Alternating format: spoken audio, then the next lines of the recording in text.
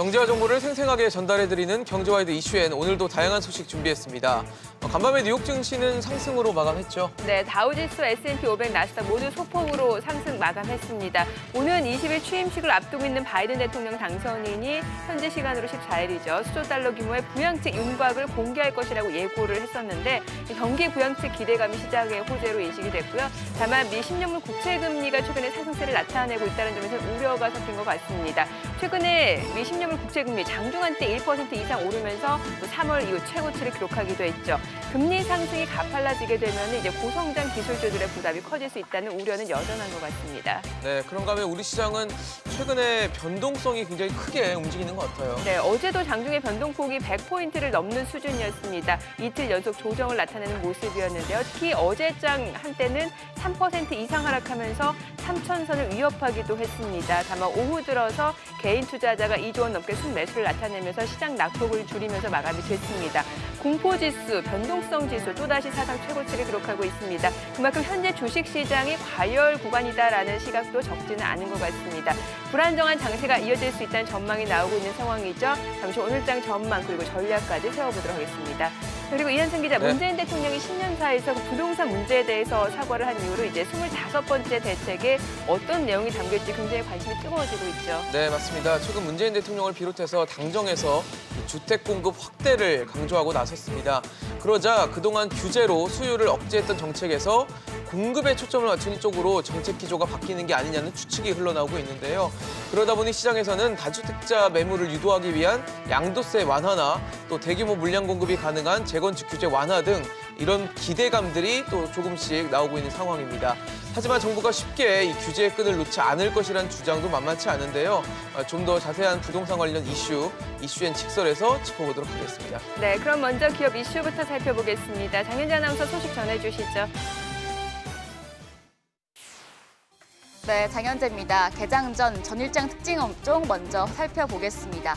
우선 물류와 골판지 관련주 준비했습니다. 물류와 골판지 관련주가 쿠팡 관련주로 분류가 되면서 동반 강세를 나타냈습니다. 업계에 따르면 쿠팡은 최근 상장 주관사인 골드만삭스를 통해 미국 나스닥 기업 공개 IPO를 위한 예비 심사를 통과한 것으로 알려졌는데요. 이르면 올 1분기 안에 나스닥 상장을 마칠 전망입니다. 이에 따라 지난 2018년 쿠팡과 물류 전담 운송사 선정 계약을 체결한 동방을 중심으로 물류 관련주가 상승을 했습니다. KCTC와 동방이 나란히 신고가를 경신을 했고요. 세방이 7.38% 올라 종가 16,000원이었습니다. 태웅로직스가 5%, 한익스프레스도 2.6% 강세를 나타냈습니다. 한편 물류가 늘어나는 만큼 박스 포장이 필요하기 때문에 골판지 관련주 역시 매수가 쏠렸는데요. 대형 포장이 22.19% 급등을 했고요. 명품 재지가 7.5% 상승 마감을 하며 마감가는 6,150원이었습니다. 태림 포장과 대림 재지가 3%대 강세를 보여줬고요. 아세아 재지도 2.74% 상승 마감했습니다. 이어서 영상 콘텐츠 관련주입니다. 시장에서는 쿠팡이 지난해 스트리밍 서비스죠. 쿠팡 플레이를 진행 중인 점도 주목하고 있습니다. 쿠팡 플레이는 넷플릭스나 아마존 프라임 비디오와 같이 영화나 드라마 시리즈 등의 콘텐츠를 무제한으로 제공하는 서비스인데요. 국내 OTT 사업자 확대에 따른 콘텐츠 제작업체 실적 기대감이 부각되면서 영상 콘텐츠 관련주가 또 한 번 상승하는 모습이었습니다. 유가 12.9% 급등했습니다. 종가는 8,310원까지 올라왔고요. 위직 스튜디오가 11% 올라 7,160원, 삼화 네트워크스와 제이콘텐트리가 7%대 강세 흐름 보여줬습니다. 이 밖에 CJ 이네뎀 역시 5.69% 올라 종가는 16만 9천원이었습니다. 다음으론 여행주입니다. 문재인 대통령이 2021년 신년사에서 다음 달부터 코로나19 전 국민 백신 접종을 시작할 것이라고 말을 했죠. 1,000명대였던 코로나19 확진자가 500명대로 조금 사그라들면서 경기 민감주에 매수가 들어왔는데요. 앞으로 백신 접종 소식이 나올 때마다 여행주 같은 컨택트주에 대한 기대감이 커질 것으로 전망됩니다. 여행주 마감 상황입니다. 참 좋은 여행입니다. 8.38% 올라 종가 1,600원이었고요. 레드캡 투어와 모두 투어가 5%대 강세 흐름 보여줬습니다. 레드캡 투어가 19,650원, 모두 투어가 22,750원의 장을 마쳤습니다. 이 밖에 노랑풍선이 4.82% 올랐고요. 하나투어도 3.8% 강세로 마감했습니다. 마지막으로 은행주 보겠습니다. 미국의 10년물 국채 금리가 심리적 저항선으로 여겨진 1%대를 10개월 만에 넘겼습니다. 백악관과 상원, 하원을 민주당이 모두 장악하면서 대규모 경기 부양책 가능성이 높아진 영향이 작용을 했는데요. 이와 관련해서 하나금융투자는 보고서를 통해 블루웨이브로 촉발된 금리 모멘텀이 은행주의 리레이팅의 신호탄으로 작용할 것이라고 밝혔습니다. 그리고 올해는 배당 성향이 다시 정상화되면서 배당주의 면모를 되찾을 것이라고 분석하기로 했습니다. 은행주입니다. 제주은행이 12.48% 올라 종가 4,190원이었고요. 하나금융지주와 BNK금융지주가 3.8%대 강세로 마감을 했습니다. 이 밖에 DGB금융지주가 1.85% 올라 7,150원이었고요. KB금융도 소폭 강세를 보이며 46,200원에 장을 마쳤습니다. 여기까지 기업 이슈 전해드렸습니다. 이어서 전일장 상황 전해주시죠. 네, 코스피가 10일 기관과 외국인의 동반 매도에 장중 100포인트 이상 큰 폭의 변동성을 보이며 하락 마감했습니다. 이날 코스피는 전거래일보다 22.5포인트, 0.71% 떨어지면서 3,125.95의 거래를 마쳤습니다. 코스닥 지수 역시 전장보다 2.91포인트, 0.3% 떨어지면서 973.72에 마감이 됐습니다. 수급 상황 살펴보겠습니다. 이날 유가증권 시장에서 기관과 외국인이 각각 1조 7,237억 원, 6,282억 원을 순매도한 가운데 개인 투자자는 2조 3,140억 원어치를 순매수하면서 시장 하락을 방어하는 모습이었습니다. 코스닥 시장에서도 역시 개인 투자자가 2,615억 원을 순매수했고요. 기관과 외국인은 각각 1,537억 원, 878억 원 순매도를 나타냈습니다. 이날 시가총액 상위 종목 가운데 삼성전자, SK하이닉스가 하락했습니다. 특히 SK하이닉스 3% 약세를 나타냈고요. LG화학도 3.6% 떨어졌습니다. 현대차도 2% 약세를 나타내는 등 그간 시장 상승을 주도했던 많이 올랐던 종목 위주로 약세 흐름이 이어지는 모습이었고요. 업종별로 봤을 때는 증권주가 2.9% 약세였습니다. 뒤어서 현대차 그룹주들 줄줄이 약세를 나타내면서 운수장비 섹터도 2% 떨어졌고요. 반면에 종이 목재, 의료장 및 섬유 의복 섹터는 각각 3%에서 1% 강세로 마감이 됐습니다. 또 이날 코스닥 시가총액 상위 종목 가운데서는 CJ, E&M, 펄어비스가 각각 5%, 2% 강세를 나타냈고요. 스튜디오 드래곤도 4% 올랐습니다.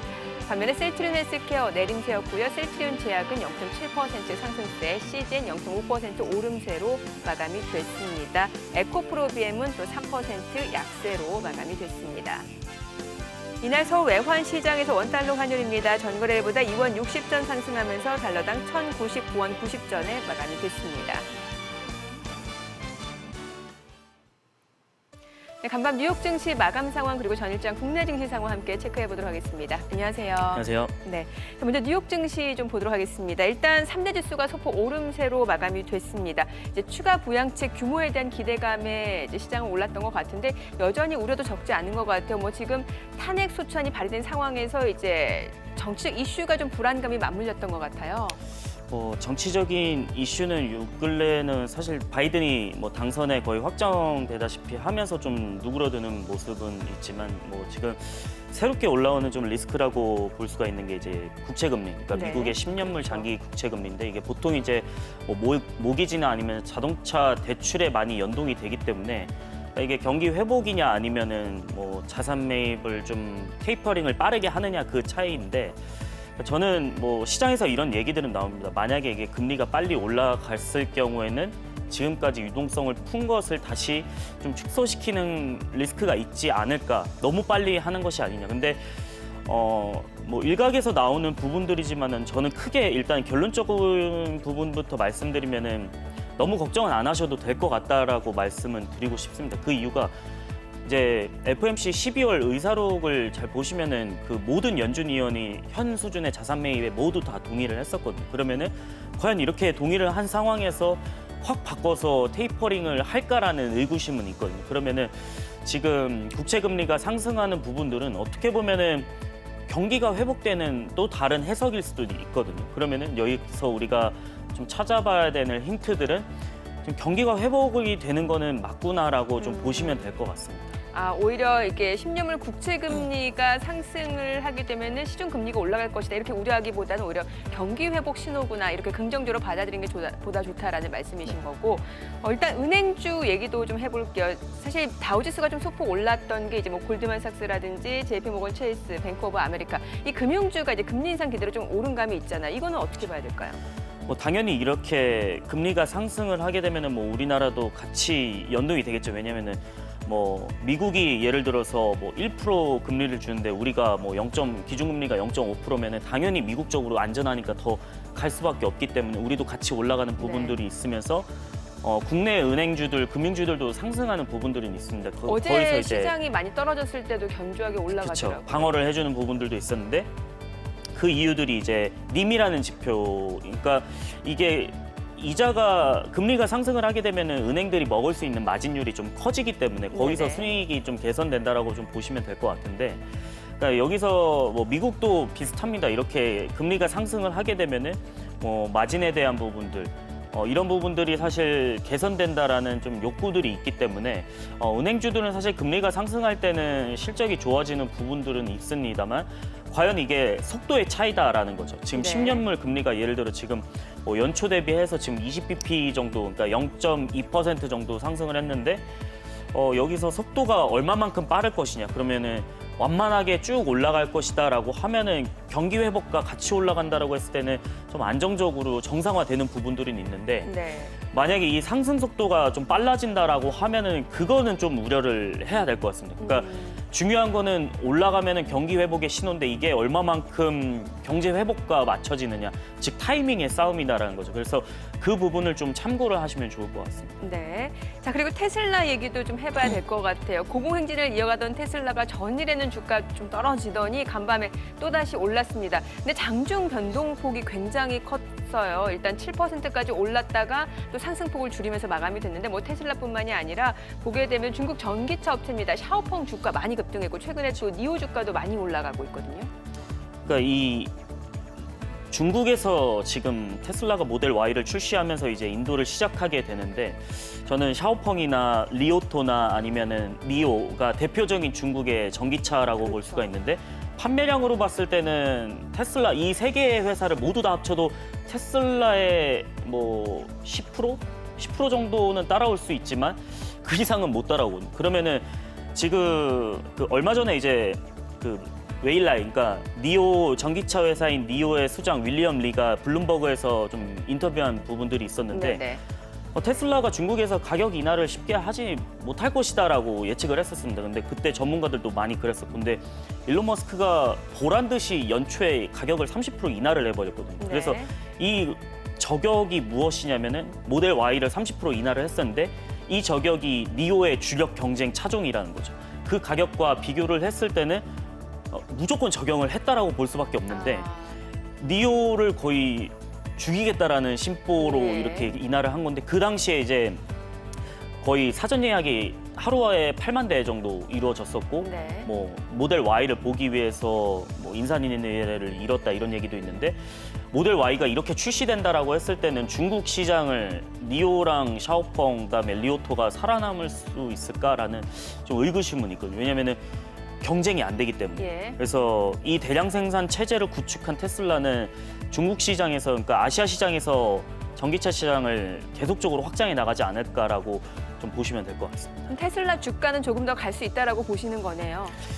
저는 더 갈 수 있다라고 보는 시각인데 그 예. 이유가 이제 50만 대 달성하고 예. 이번 연도에 이제 100만 대를 달성할 수도 있겠다라는 네네. 게 모델 Y가 이렇게 인기를 끌면은 모델 예. 3랑 모델 Y가 이렇게 인기 끌면은 이거 진짜 할 수도 있겠는데라는 생각이 또 드는 거죠. 그래서 만약에 100만 대 달성했을 때는 그 전에 주가는 좀 많이 반영이 되지 않을까라고 판단은 하고 있습니다. 네, 자 어제 국내 증시 간단하게 좀 볼게요. 장중에 3% 넘게 코스피가 좀 떨어지는 모습이었습니다. 3,000선 한때 좀 위협받기도 했던 것 같은데 특히 기관 쪽에서 물량이 많이 나왔거든요.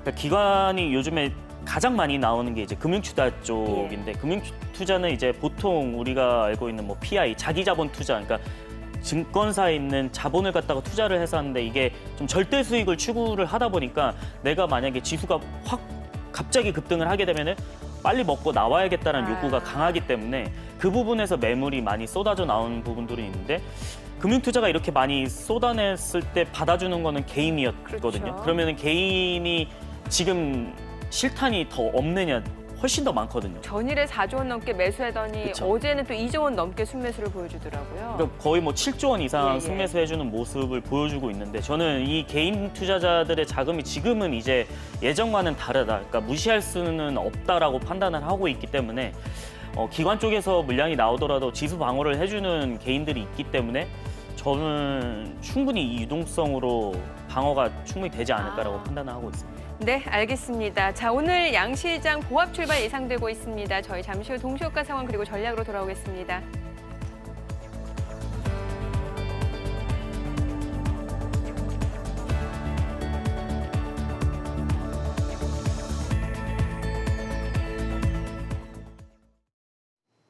그럼 전문가 연결해서 개장 전 3분 전략 세워보겠습니다.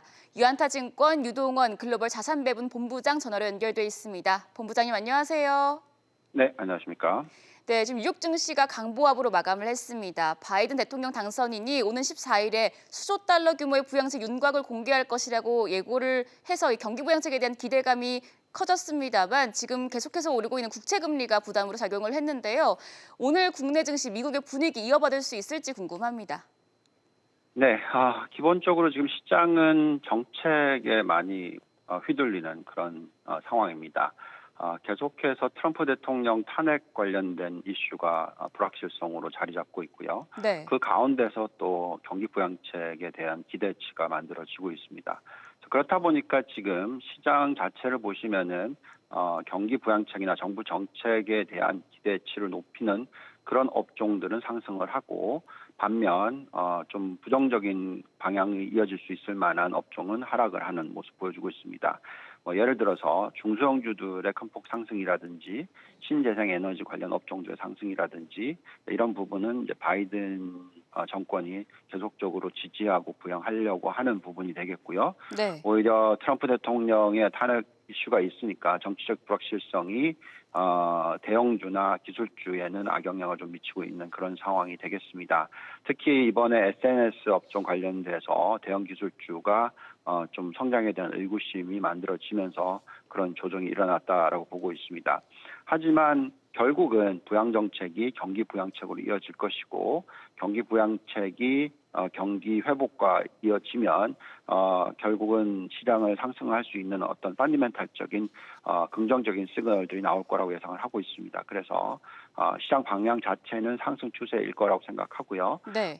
단기적으로의 어떤 조정이나 흔들림이 있는 것은 오히려 투자 기회가 된다라고 생각합니다. 네, 부양책 효과로 상승 여력은 충분하다는 말씀해 주셨습니다.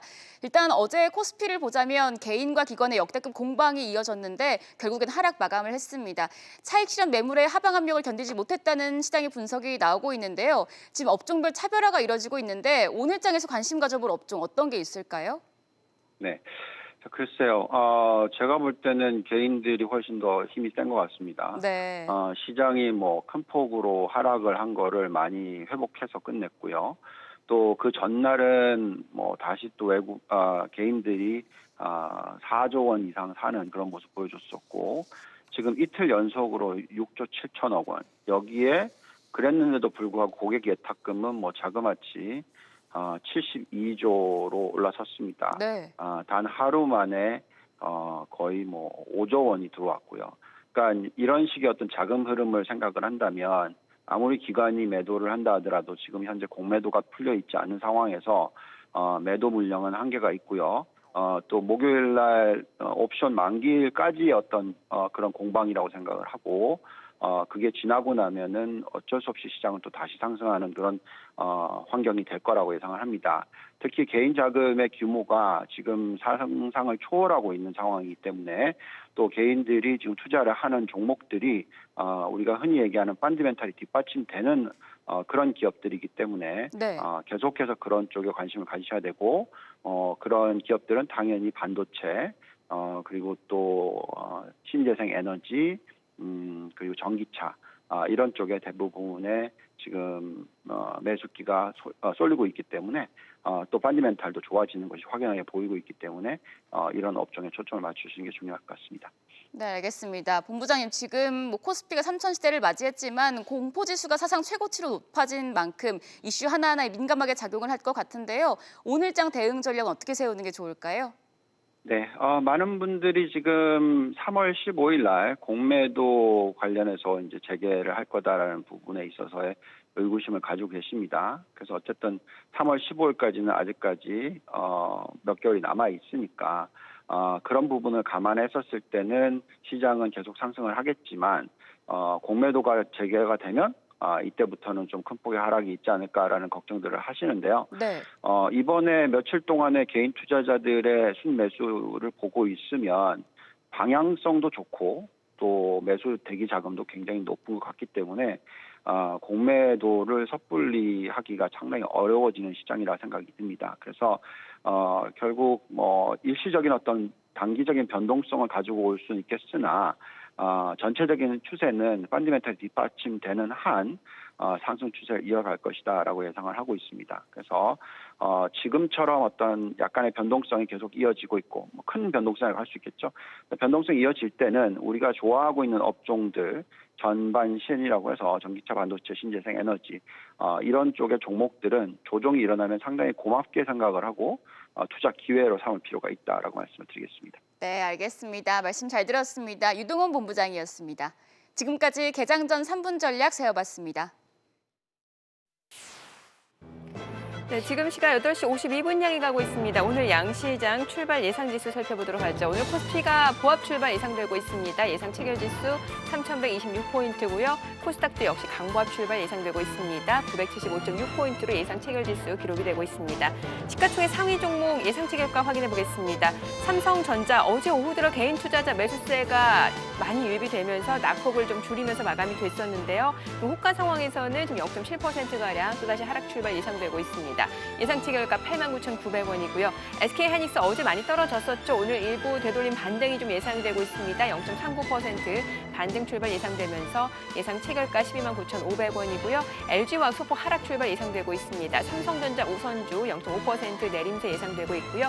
현대차 오늘 강보합 출발 예상되면서 예상 체결가 261,500원으로 나타나고 있습니다.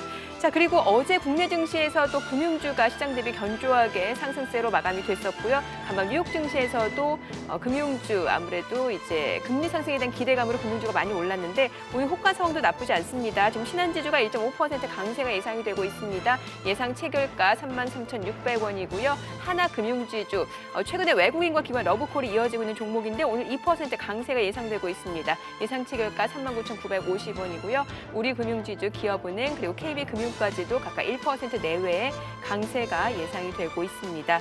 자, 그리고 어제 유통주도 시장 대비 견조하게 강세로 마감이 됐습니다. 외국인과 기관의 러브콜이 이어졌던 종목인데 오늘 롯데쇼핑, 신세계, 현대백화점, 호텔신라 각각 1%에서 2% 강세가 예상되고 있습니다. 특히 어제 호텔신라는 외국인의 러브콜이 이어졌던 종목인데 오늘 1.8% 강세가 예상되면서 86,600원이고요. 현대백화점도 2% 가까운 강세가 예상이 되고 있습니다. 자, 그리고 코스닥 시가총액 상위 종목 예상 체결가도 확인을 해보도록 하죠. 셀트리온 헬스케어가 오늘장에서 보합 출발 예상이 되고 있고요. 지금 예상 체결가 172,000원입니다. 시즌 소폭 하락 출발 예상되고 있는 상황이고요. 자, 지금 유통주 화면에 나오고 있는데 호가 상황 오늘 좋습니다. 자, 그밖에 오늘 CJ ENM 0.5% 강세가 예상되고 있고 어제 스튜디오 드래곤도 외국인의 러브콜이 이어졌던 종목인데 오늘장에서는 지금 보합 출발 예상되고 있고요. 에코프로비엠이 1.8% 강세 예상되고 있습니다. 2차 전지 관련주입니다. 지금 보게 되면은 제넥신, 휴젤 각각 1%대 또 강세가 예상이 되고 있습니다. 자, 이제 오늘 개장까지 5분가량 남았습니다. 다시 한번 좀 정리를 해보도록 하죠. 일단은 지금 계속해서 고객 예탁금 자체가 추이가 늘어나고 있는 상황이기 때문에 시장은 쉽게 꺾이지 않을 거고 개인이 주도하는 장세가 조금 더 이어질 거다라는 말씀을 주셨잖아요. 네. 언제까지 이러한 흐름이 예상될 거라고 보세요? 일단 아까 말씀드렸다시피 이제 공매도가 3월 중순에 이제 재개가 되느냐 안 되느냐를 잘 보셔야 되는데 네.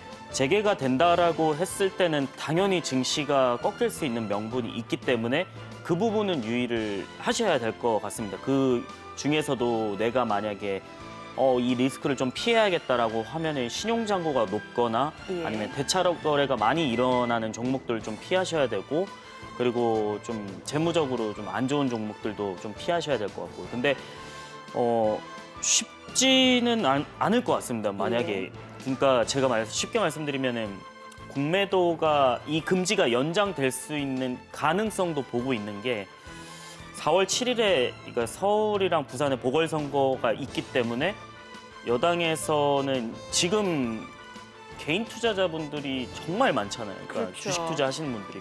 그러면 이 명분을 줬다라고 했을 때는 사실 쉽지는 않거든요. 그러면은 네. 여기서 공매도 연장이 된다라고 했을 때는 어떻게 보면은 개인 투자자분들이 가장 좋아하시겠죠. 그렇죠. 그러면은 연장이 될 수도 있는 가능성도 봐야겠구나. 근데 얼마 전에 이제 금융위에서는 뭐 15일로 뭐 마지막으로 하겠다라고 했지만은 뭐 부동산도 그렇다시피 이게 정책이라는 게 바뀔 수도 있기 때문에 예. 그 부분은 좀 확인하셔야 되는데 근데 만약에 연장이 됐다라고 하면은 저는 3,200 이상은 무난하게 안착할 수 있지 않을까라고 판단을 하고 있고 왜냐면은 들어올 수 있는 자금이 워낙 많기 때문에 그래서 지금 개인 투자자 고객 예탁금만 봐도 뭐 지난해에는 뭐 30조, 네네. 뭐 20조 이렇게 됐었는데 지금 보면은 뭐 60조, 70조 이렇게 넘어가는 부분들이 있고 그러면은 어마어마하죠. 이게 코스피 지수랑 같이 올라왔다라는 거죠. 그리고 신용잔고도 한번 보여주시면은 신용잔고도 이제 11월부터 시작해서 코스피 지수랑 같이 올라온 부분들. 이거는 좀 원래 불안 요소 아닌가요? 네, 이게 불안 요소가 있으면은 공매도. 예. 그러니까 신용잔고 아까 말씀드린 신용잔고 비율이 높은 종목들은 공매도의 타겟 대상이 되거든요. 그렇죠. 그러면은 지금 공매도가 금지가 됐기 때문에 신용잔고가 높아도 문제가 안 되는 부분들은 있거든요. 예. 그러면은 여기서 신용잔고가 아무리 높아도 공매도가 이렇게 없으면은 사실 크게 그러니까 반대 매매에 대한 리스크가 없기 때문에 그런 부분은 하락률에 대한 부분은 충격적인 완화가 있을 것이고 그러면은 빚을 내서 투자하는 게 더 불어나지 않을까라는 네네. 판단도 하고 있고요. 근데 더 봐야 될 거는 고객 예탁금, 그러니까 실탄이 많다라는 거죠. 그 예. 부분을 좀 확인을 하시면 좋을 것 같습니다. 또 하나 체크해봐야 될 종목이 롯데케미칼. 롯데케미칼이 어제 사실 이제 뭐 그동안 시장 상승을 주도했던 뭐 현대차 그룹주라든지 반도체 섹터가 좀 쉬어가고 많이 조정을 받았어요. 이 가운데 롯데케미칼이 치고 올라왔습니다. 어제 8% 넘게 올랐는데 화학 섹터에 대해서도 좀 얘기를 해봐야 될 것 같아요. 이게 그러니까 정유 화학이라는 게 있는데 정유는 우리가 흔히 말하는 뭐 기름 파는데 그렇죠. 뭐 정유 그러니까 주유소 운영하는데 뭐 S오일, 현대오일뱅크 아니면은 뭐 SK이노베이션 이런 쪽을 말씀드리는 거고 만약에 화학 쪽이라고 하면 우리가 금호석유 화학이나 아니면은 대표적으로 롯데케미칼 아니면은 하나솔루션 이런 예. 쪽을 말씀드리는데 그러니까 화학 쪽에 지금 굉장히 시황이 좋습니다. 일단은 그 이유들이 그러니까 에틸렌 가격이 상승을 하면서거든요. 그러니까 팔 수 있는 마진 스프레드가 개선이 된다라는 거고 이게 실적까지 연결이 되는 부분들인데 얼마 전에 제가 철강업종을 한번 말씀드리면서 네네. 수요에 대한 가격 상승이 기반됐기 때문에 이게 가격 정글을 할 수 있다. 근데 지금 화학 시황도 똑같거든요. 그러면 예. 어떻게 보면 롯데케미칼도 지난해 이제 대산 NCC 공장이 좀 화재가 나고 폭발이 일어나면서 가동을 못했던 부분들이 어떻게 보면 이번 연도에는 가동이 되면서 그 이익들도 고스란히 가져올 수 있는 부분들도 있고 뭐 하나솔루션도 우리가 흔히 말하는 뭐 배달 용기를 쉽게 말씀드릴 수 있는데 고밀도 폴리에틸렌, 그러니까 예. HDP라고 있는데 이 부분에서 가격이 상승을 하고 있기 때문에 뭐 롯데케미칼이나 하나솔루션 그리고 폴리머 부분에서도 시황이 너무 좋다라고 말씀드릴 수 예. 있기 때문에 이익이 개선이 된다라고 좀 쉽게 말씀을 드릴 수가 있겠습니다. 그래서 지금 이 표를 보시면 이제 에틸렌 가격인데 네. 코로나 때 가격이 쭉 급락을 하다가 올라온 부분들이 이제 최근에 에틸렌 또 수요가 늘어나고 있어요. 예. 늘어나고 있기 때문에 이 부분이 이제 화학 시황과 좀 많이 연동이 되어서 뭐 롯데케미칼 화학 관련주들은 좀 이번 연도 시황에서 이익을 많이 내지 않을까라고 좀 판단하고 어제도 보니까 외국인하고 기관이 롯데케미칼을 많이 사던데 그러면 지금 진입해도 괜찮은 건지도 좀 궁금해지네요. 저는 지금 밸류로는 싸다라고 봅니다. 아, 여전히. 왜냐면은 작년에 비해서 그렇게 NCC 공장 폭발하고 나서도 못 올라온 부분들이 있었는데 네. 다른 3,200 갈 때 다른 뭐 반도체 다른 섹터들은 다 많이 갔었는데 유독 뭐 화학 관련주들은 그 피해를 고스란히 입으면서 많이 못 올라온 부분들이 있기 때문에 저는 화학 네. 관련주들은 싸다라고 말씀드리고 싶습니다. 네, 알겠습니다. 자, 오늘 양시장 일단은 좀 보합권 출발 예상이 되고 있습니다. 자, 어떤 흐름이 되게 될지 오늘 국내 증시 개장하겠습니다.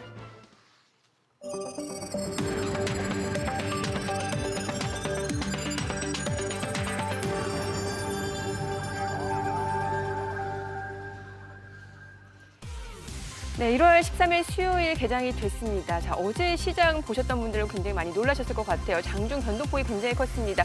그 전일에도 170포인트 이상 장중 변동폭이 확대가 됐었고 어제도 100포인트 이상 출렁이는 모습이었습니다. 이틀 연속 시장이 조정을 받는 모습인데 3천선 이러다가 무너지는 거 아닌가라는 불안감도 많이 드셨을 텐데 글쎄요. 개인 투자자는 또 오후 들어서 또 저가 매수 기회로 생각하시는 분들은 많이 또 사두는 모습이었습니다. 어제 코스피 그동안 많이 올랐던 종목들 위주로 시가총액 상위 종목들 위주로 주가가 많이 떨어졌던 모습인데 과연 오늘 시장에서는 또 계속해서 반등을 보여줄 수 있을지가 주목이 되는 부분입니다. 다행스럽게도 간밤 뉴욕 증시 3대 지수는 오르면서 마감이 됐습니다. 추가 부양책 규모에 대한 이슈가 시장에서는 상승 모멘텀으로 인식이 되고 있는 것 같습니다. 이 가운데 어제 코스닥 0.3% 코스피 대비로는 낙폭이 좀 제한된 모습이었습니다만 종목으로 봤을 때는 여전히 소외되고 있는 모습입니다. 저희가 좀 전략을 세워드렸는데 오늘 양시장 출발 지수 좀 확인해 보도록 하죠. 코스피입니다. 오늘 지금 보시게 되면은 지금 현재 0.3% 반등을 보여주고 있습니다. 3,136.53포인트. 코스닥 역시 0.3% 반등이죠. 977.5포인트입니다. 시가총액 상위 종목 시초가 확인을 해보도록 하죠. 삼성전자입니다. 오늘 0.3% 내림세입니다. 지금 93,300원에 거래가 되고 있는 모습이고 어제 3% 약세를 나타냈던 SK하이닉스가 오늘은 좀 보합이네요. 129,000원. LG화학 0.3% 상승했습니다. 965,000원에 거래되고 있고요. 이 가운데 삼성바이오로직스, 셀트리온은 1% 약세, 삼성 SDI 0.9% 떨어지고 있습니다. 자, 오늘 지금 종목별로 혼조세가 이어지고 있는 상황인데 지금 보시게 되면은 오늘은 또 LG 그룹주들이 좀 상승세를 보여주고 있습니다. 지금 LG 전자가 2.8% 상승세고 LG 디스플레이가 2% 강세입니다. 전기전자 업종에서 이제 삼성전자가 좀 쉬어갈 때는 또 LG 그룹주가 좀 힘을 내주고 있는 상황인데 LG전자가 오늘 2% 상승을 나타내면서 나흘 만에 강세입니다. 142,000원권에서 거래가 되고 있는 상황이고요. LG 디스플레이도 2.5% 상승세. 어제도 사실 흐름이 굉장히 좋았어요. 이 거래 연속 상승세로 LG 디스플레이가 25,500원에 거래가 되고 있는 상황이고요. 그밖에 LG 이노텍도 1.6% 상승세 그리고 LG 지주사죠. 0.9% 상승으로 103,000원에 거래가 되고 있는 상황입니다. 자, 그리고 금융주도 체크를 해보도록 할게요. 간밤 미증시에서도 역시 뱅크 오브 아메리카라든지 아니면 골드만삭스 금융주가 상승을 보여줬고 어제도 금융주 쪽에서는 이제 외국인과 기관의 러브콜이 이어졌던 그런 대표적인 섹터인데 오늘 신한지주가 1.5% 상승세입니다. 그리고 KB금융이 1% 상승으로 지금 46,700원이고 하나금융지주도 1.7% 상승으로 39,850원에 거래가 되고 있습니다. 뭐 지금 보시다시피 증권주도 지금 상승을 좀 보여주고 있는 상황입니다. 오늘 하나투자증권, NH투자증권, 그리고 키움증권, 그리고 유진투자증권도 각각 1%에서 2% 상승세에 이어지고 있는 상황입니다. 자, 롯데케미칼이 어제 많이 올랐었죠. 화학주도 좀 체크를 해보도록 할게요. 오늘 롯데케미칼 2% 여전히 강세 흐름 이어지고 있습니다. 주가는 32만 원을 뚫고 올라가고 있습니다. 이 거래 연속 상승세고요. 지금 52주 신고가를 경신해내고 있습니다. 오늘 외국계 창구 골드만삭스 창구를 통해서도 매수세가 유입이 되고 있고요. 그밖에 하나솔루션도 1.6% 상승세 이어지고 있습니다. OCI까지도 2.9% 강세로 105,000원권에서 거래가 되고 있고 특히 하나솔루션과 이제 OCI는 태양광 쪽으로도 이제 신재생 에너지로도 좀 엮여 있는 대표적인 종목이라고 보시면 될 것 같습니다. 지금 시각 9시 3분 지나가고 있습니다. 코스닥 시가총액 상위 종목 시초가도 확인해 볼게요. 셀트리온 헬스케어입니다. 오늘 0.9%, 1% 약세입니다. 지금 이 거래일 연속 하락이고요. 172,200원에 거래되고 있습니다. 셀트리온 지약 약보합권이고요. HLB, CJ는 지금 1% 내외 상승세, 알테오젠 올라갑니다. 154,500원에 거래가 되고 있습니다. 지금 셀트리온 오늘 오후에 이제 그 항체 치료제와 관련해서 임상 데이터, 임상 이상 결과를 발표를 하게 되는데 여기서 어떤 내용을 발표하게 될지도 좀 주목을 해보시면 좋을 것 같습니다. 자, 지금 시각 9시 4분 지나가고 있습니다. 오늘 개인적으로도 나쁘지 않네요. 지금 컴투스가 2% 상승세입니다. 16만 6,500원에 거래되고 있고 개인별도 2% 상승세 이어지고 있는 상황이고요. 웹젠도 지금 역시 2% 강세 흐름 이어지고 있습니다. 카카오 개인주도 0.4% 상승세입니다. 코스닥에서도 역시 순환매가 좀 나타나고 있다는 점을 좀 체크해 보시면 될 것 같습니다.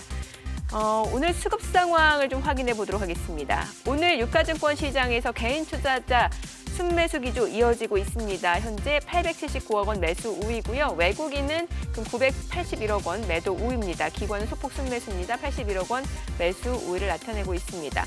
업종별 수급을 보게 되면 오늘 외국인은 전기전자에서 물량을 내놓고 있고요. 개인 투자자가 전기전자 섹터에서 순매수를 보여주고 있습니다. 기관도 전기전자에서 순매수에 가담하고 있고요.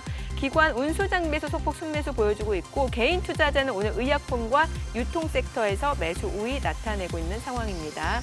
지금 시각 9시 5분 지나가고 있습니다. 자, 환율도 체크를 해볼게요. 최근에 달러원 환율이 좀 오름세를 나타내면서 1,090원 선이 좀 지지가 되고 있는 상황인데 오늘은 많이 떨어집니다. 5원 80전 떨어진 1,094원 10전에 개장이 됐습니다. 자, 환율부터 좀 여쭤볼게요. 달러 약세의 기조가 이어지고는 있습니다만 그래도 하단은 어느 정도 좀 지지가 되고 있는 형국이거든요. 요 근래 뭐 단기적으로 봤을 때는 다시 그 원달러 환율이 이제 다시 뭐 상승을 한다 뭐 이런 부분들을 좀 파악하실 수는 있는데 그래도 저는 달러 약세가 계속 장기적으로는 될 거라고 보고 있는 게 어쨌든 블루웨이브가 현실화됐고 추가 부양책을 취임 이후에는 빠르게 집행을 할 것 같다라는 판단 때문에 그렇게 되면은 이게 국채 금리와 비슷한 현상인데 국채도 어쨌든 뭐 신규 부양책들을 많이 쏟아내다 보면은 어쨌든 국채 금리도 상승하는 부분들이 많이 발행을 하기 때문이거든요. 그러면은 국채를 많이 발행을 한다. 그러면은 연준이 자산을 많이 매입하겠구나. 그러면은 달러가 많이 풀리겠구나라는 이제 시나리오인데 그러면 여기 지금 90포인트에서 뭐 89포인트 왔다 갔다 하고 있지만 이 이상도 충분히 가능하겠다. 그러면은 반대로 말했을 때는 원화 강세 기준은 이루어질 수 있다라는 거거든요. 근데 물론 여기서 정부가 개입할 수 있는 부분들도 있을 것 같다라고 판단을 하고 있지만 이게 너무 적극적으로 개입하다 보면은 우리가 그 흔히 말하는 환율 조작국에 대한 리스크도 좀 감안을 해야 되기 때문에 뭐 적당선에서는 뭐 개입을 할 수는 있지만 그러니까 완벽하게 뭐 개입을 엄청나게 할 것이다. 그런 부분들은 뭐 직접적으로 할 수는 없기 때문에 저는 그래도 1,050원까지는 그래도 바라봐야 되지 않을까라고 보고 있습니다. 그럼 계속해서 외국인의 자금 유입도 기대를 해볼 수 있는 부분이겠네요. 그러니까 이게 실적에 대한 부분이 한국 증시에서 얼마만큼 많이 나오냐죠. 그러니까 외국인이 바라봤을 때 이 기업들의 한국 기업들이 정말 잘 나가는구나. 네. 그러니까 실적이 괜찮구나라고 하면은 환차익에 대한 부분보다 그게 더 많이 이루어졌을 때는 매력 포인트라고 볼 수 있고 이거 환율에 대한 리스크 감소해서 들어가더라도 실적이 매력적이지 않으면은 당연히 안 들어올 수 있는 가능성도 있겠고. 근데 지금 뭐 대표적인 게 우리가 반도체잖아요. 근데 반도체 그렇죠. 실적으로 봤을 때는 충분히 들어올 수 있는 가능성은 높다라고 판단하기 때문에 네. 외국인 자금도 충분히 유입될 수 있지 않을까라고 보고 있습니다.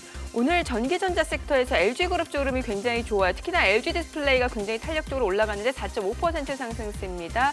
LG 이노텍도 좋고요. 사실 LG 디스플레이는 어제도 많이 올랐었는데 어떤 이슈가 따로 있는 건가요? 전략도 좀 세워주세요. 뭐 CES에 대한 부분들이 이제 롤러블에 가전박람회. 대한 뭐 예. 이런 부분들이 좀 부각이 됐었다. 그다음에 LG 이노텍 같은 경우에는 뭐 아이폰 판매량과 좀 직결되는 부분들이 있다 보니까 아이폰 판매량이 굉장히 잘 나왔을 때는 거기에 대한 카메라 모듈이 탑재가 되다 보니까 LG 이노텍의 실적은 분명히 아이폰에 대한 부분들도 있지만 이제는 조금 시황이 많이 변동이 된 것들이 전장화라는 거죠. 네네. 자동차 전장화에 대한 쓰이는 게 얼마만큼 있을 것인가. 그러면 LG전자가 마그나와 합작 회사를 설립을 하고 만약에 애플카라든지 아니면은 마그나는 지금 제규어 생산을 전기차를 거의 다 위탁 생산을 하고 있거든요. 100% 예. 정도. 그러면은 이런 글로벌 자동차 업체들이 전기차를 마그나한테 많이 맡기게 되면은 당연히 합작 회사인 LG에 대한 소재 부품들이 많이 쓰일 수밖에 없기 때문에 그거에 대한 시황 변동이 많이 있거든요. 근데 지금은 그런 것에 대한 좀 비전성, 그러니까 자동차 전장에 대한 비전성이 많이 크기 때문에 LG그룹주들도 좀 이 시장이 많이 부각이 될수록 같이 성장하지 않을까라고 판단은 하고 있습니다. 반도체도 좀 여쭤볼게요. 삼성전자는 이제 9만 원 선을 돌파하니까 개인 투자자들이 굉장히 또 사고 싶어하는 종목 중에 하나인데 어제도 많이 매수를 하는데 오늘 주가는 좀 여전히 하락세가 이어지고 있는 상황인데 반도체 업황에 대해서는 어떻게 보시나요?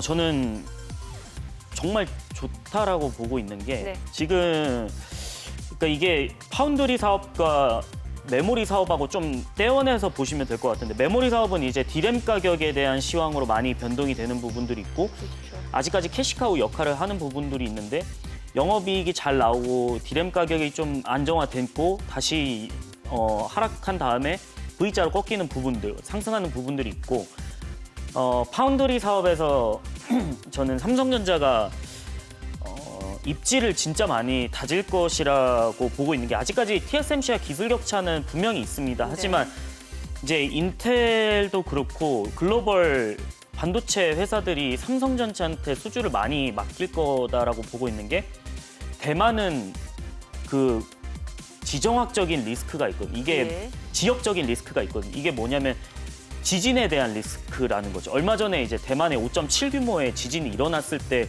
공장 가동이 좀 멈출 뻔했었거든요. 그러면은 미세 공정을 다루는 TSMC 같은 경우는 이게 엄청난 리스크거든요. 그러면은 내가 뭐 인텔이나 아니면은 뭐 엔비디아 이런 업체인데 TSMC한테 맡겼다가 공급 중단 돼버리면은 네.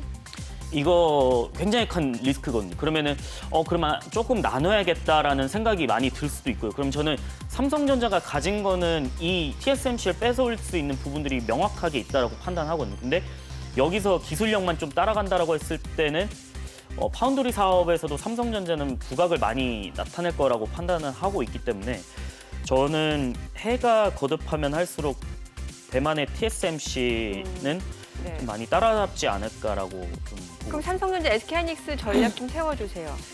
뭐 9만 원대가 많이 올라왔습니다만 네. 단기적인 가격대는 좀 부담이 됩니다. 근데 저는 그래도 이제 8만 원대 중반에서라도 만약에 조정이 왔을 때는 진입을 해야 된다라고 보고 있고 9만 원도 좀 조심스럽지만은 실적 측면, 그러니까 미래 현금 흐름으로 봤을 때는 600조의 규모도 괜찮지 않을까라고 판단하고 있습니다. SK하이닉스도 괜찮은 거죠?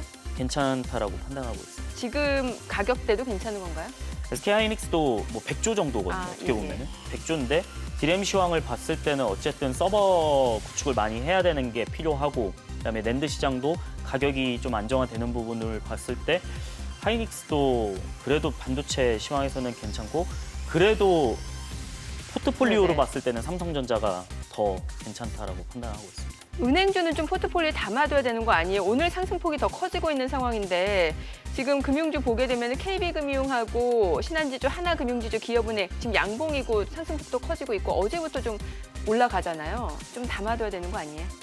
어떻게 보면 가장 못 올라온 종목 중 섹터 중에 하나가 이제 금융주라고 그렇죠. 예. 볼 수 있는데 코로나 때 3,200 가면서 다른 종목들은 뭐 100%, 200%뭐 이렇게 갔다라는 얘기들이 있지만 아직까지 금융주들은 그렇게 많이 올라오지는 않았거든요. 다른 업종에 대비해가지고. 네. 근데 금융주는 사실 이런 금리에 대한 부분들이 확 올라와야지 그러니까 이익률이 개선되는 부분들이 있는데 아까 말씀드렸다시피 국채에 대한 부분이 올라오면서 그러면은 금리 상승이 이루어지겠네. 근데 조금은 천천히 갈 것 같다. 예. 그러니까 올라올 수는 있지만 좀 천천히 갈 수 있는 부분들이 있기 때문에 저는 조금은 중립이라고 좀 표현드리고 싶습니다. 이거는 그냥 뭐 지켜봐야 될 종목들. 그러니까 지금은 아직까지 저금리 기조가 계속 유지가 될 수 있는 가능성이 크기 때문에 잘못하면 너무 문턱에서 길목 지키게 할 수 있다. 아직까지는 좀 지켜봐야 되지 않을까라고. 그래요. 와, LG화학 어제 좀 빠지나 싶었는데 오늘 다시 또 100만 원 넘습니다. 지금 100만 1,000원. 외국계 창구에서도 지금 외국인 러브콜 좀 이어지고 있는 상황인데 떨어지고 다시 또 빠르게 올라가네요. 하루 만에 뭐 이렇게 낙폭을 바로 회복하네요. 네, LG화학은 저는 이제 테슬라와 같이 갈 수밖에 없는 종목이라고 판단하고 있는 게 이번에 뭐 4680 배터리를 뭐 개발한다 이런 얘기가 좀 많이 나오고 있지만은 이게 배터리 데이 때 9월에 그 테슬라가 이제 배터리 데이를 했었을 때 LG화학에 대한 그 힌트들이 많이 얹혔었거든요. 그때 만약에 4680 배터리를 쓴다라고 했을 땐 출력과 주행거리가 이제 뭐 거의 지금과는 비교가 안 될 정도로 많이 늘어나게 되는데 저는 LG화학 배터리를 쓸 수밖에 없는 거는 테슬라다. 근데 네. 대체를 할 수 있지만은 과연 뭐 기술 격차가 조금 있는 그래도 뭐 저렴하지만 기술 격차가 있는 걸 쓰느냐? 저는 아직까지는 아니라고 보고 있거든요. 그래서 LG화학 배터리를 쓸 수밖에 없는 게 현실적인 대안이기 때문에 저는 테슬라 가면서 같이 갈 수밖에 없다라고 판단은 하고 있습니다. 그러면 2차 전지 내에서 좀 탑픽을 꼽아볼까요? 당연히 이제 LG화학이 예. 탑픽이고 그다음에 여기에 양극재 공급하는 뭐 포스코 케미칼이라든지 아니면 LNF 쪽도 보시면 좋을 것 같고 왜냐면은 양극재가 이 원통형 2차 전지 리튬이온 배터리에서 차지하는 원가 비중이 이제 40% 정도 되거든요. 네. 그러면은 상당히 많이 차지를 한다라는 거죠. 그러면 여기서 우리가 LG화학이나 여기서 쓰이는 뭐 포스코 케미칼 아니면은 LNF인데 저는 그 생산 능력을 대비를 했을 때 LNF가 지금 생산 능력을 다 이제 신규 공장까지 다 합치게 되면 이제 7만 톤 정도. 포스코 케미칼이 이제 한 10만 톤, 에코프로빔이 9만 톤인데 그러니까 시가총액 기준으로 봤을 때는 아직까지 LNF가 가장 싸거든요. 예. 그러면은 LNF가 수혜를 받을 수 있는 가장 많이 탄력성이 있을 거라고 판단하고 있고 그러면은 여기서 우리가 지금은 3원계 배터리지만 나중에 2021년, 2022년, 2023년에는 이제 4원계 배터리가 쓰일 수도 있다라는 가능성이 있기 때문에 거기에 양산이 되고 있는 LNF가 가장 선두주자고 뭐 포스코 케미칼도 있지만 포스코 케미칼이 양산을 했을 때는 포스코 케미칼도 당연히 4원계 배터리에서 뭐 어떻게 보면은 좀 실적은 많이 부각이 될 수밖에 없을 거고 그러면은 여기서 이 두 업체들은 LG화학과 테슬라와 같이 갈 수 있지 않을까라고 네네. 판단하고 있기 때문에 저는 테슬라의 판매량은 지금 50만 대라고 꺾이진 않을 것이다 아, 라고 보고 있기 때문에 이걸 가장 중요하게 여겨야 될 것 같습니다. 네. 근데 아까 제가 한번 표를 보여드린 네. 부분들을 다시 한번 띄워주시면은 지금 중국의 전기차 업체가 이제 대표적으로 이제 3개 정도가 있는데 샤오펑, 그다음에 리오토, 그다음에 웨이라이, 그러니까 니오인데 니오 판매량을 봤을 때 아직 따라올 수는 없거든요. 근데 경쟁 차종이 아까 말씀드렸다시피 ES6라는 거죠. 근데 이걸 저격해가지고 가격을 30% 인하를 해버렸는데 그러면은 여기서 니오를 구매하려고 했던 예비 구매자들이 당연히 테슬라로 갈 수밖에 없을 것이고 그럼 모델 Y에 대한 판매량은 엄청나게 좀 늘어날 수 있을 것이다. 그게 이제 일론 머스크가 100만 대를 제시한 게 저는 모델 Y에 네네. 초점이 맞춰져 있지 않을까라고 판단은 하고 있기 때문에 저는 중국 시장에서 네. 테슬라 엄청 많이 판매가 될 거라고 좀 판단을 하고 있습니다. 그렇다고 이제 지금 맨 밑에 있는 ES8 같은 경우에는 지금 가격을 봤을 때는 거의 뭐 1억이 넘어가는 수준이거든요. 예, 예. 우리나라 돈으로 했을 때. 그러면은 이것에 대한 수요는 판매량이 워낙 적기 때문에 그것과는 좀 다르게 네. 테슬라로 갈 수밖에 없다라고 보고 있습니다. 삼성전기 좀 여쭤볼게요. 오늘 지금 9% 넘게 올라가고 있고 52주 신고가를 경신해내고 있습니다. 어떤 이슈 때문인가요? 이 삼성전기가 지금 9% 강세. 그 삼성전기 같은 경우는 뭐 흔히 우리가 말하는 그 MLCC, 그 적층 세라믹 컨덴서인데 콘덴서, 예. 이제 무라타가 최근에 되게 많이 주가가 많이 상승을 했었어요. 그러니까 무라타도 뭐 물론 뭐 MLCC의 최강자이기는 한데 삼성전기도 만만치는 않다라는 거죠. 예. 근데 삼성 이렇게 무라타가 밸류를 많이 받으니까 삼성전기도 가는 부분들이 같이 따라가는 부분들이 있거든요. 그러니까 뭐 MLCC라는 게 적층 세라믹 콘덴서가 뭐 이 전장 사업에도 많이 쓰이고 반도체에도 많이 쓰이기 때문에 여기에 대한 실적에 대한 기대감으로 좀 수급이 들어오는 게 아닌가라고 좀 판단하시면 좋을 것 같아요. 그러면은 괜찮은 거예요? 어떻게 해야 돼요, 전략은요? 뭐 삼성전기 같은 경우에 뭐 실적도 괜찮죠. 그리고 앞으로 MLCC에 대한 기대감도 삼성에서 미는 것 중에 하나고. 네네. 근데 아직까지 뭐 무라타의 시장 점유율을 확 뺏어올 수 있을 것이다. 뭐 그거는 좀 예단할 수는 없겠지만은 그래도 이 MLCC가 많이 쓰일 네. 수밖에 없는 시황이기 때문에 미래는 좀 밝다라고는 말씀을 드리고 싶습니다. 네, 바이오 짧게 여쭤볼게요. 지금 바이오주가 굉장히 소외됐는데 사실 이번 주가 JP모건 헬스케어 컨퍼런스인데 이제 이런 이슈 자체는 뭐 바이오주에 큰 영향을 주지 않는 것 같다는 생각도 들고 올해 처음으로 또 온라인으로 지금 된 상태잖아요. 바이오주 어때요? 오늘 셀트리온이 그 항체 치료제 임상 이상도 오후에 결과를 발표한다고 했는데도 크게 뭐 주가에 영향을 주지는 못하는 것 같고요. 그러니까 많이 올라온 부분들 예. 때문이고 이제 만약에 백신 공급이 좀 늦춰지면은 국내 백신 개발 업체로 좀 눈이 쏠려야 되는 부분들이 있는데 거기에 선두주자가 이제 셀트리온 항체 네네. 치료제를 개발하고 있는데 저 어제 발표한 걸로 봤을 때는 뭐 일랄릴리 그다음에 리제네론보다 좀 더 임상 이상에서 데이터가 좋다라고 이제 권기성 전무가 얘기를 했었는데 이거는 어쨌든 발표를 좀 봐야 될 것 같습니다. 근데 일단 JP모건 헬스케어 같은 경우에는 이제는 뭐 어떻게 보면 기술 이전에 대한 논의가 활발하게 이루어지고 그거를 계약까지 이루어졌을 때는 주가가 확 오를 수는 있겠지만은 지금은 코로나 치료제로 이목이 집중됐던 거는 좀 지켜봐야 된다라고 좀 판단을 하고 있습니다. 네, 알겠습니다. 시장 전략까지 얘기 들어봤습니다. 오늘 말씀 고맙습니다. 잘 들었습니다.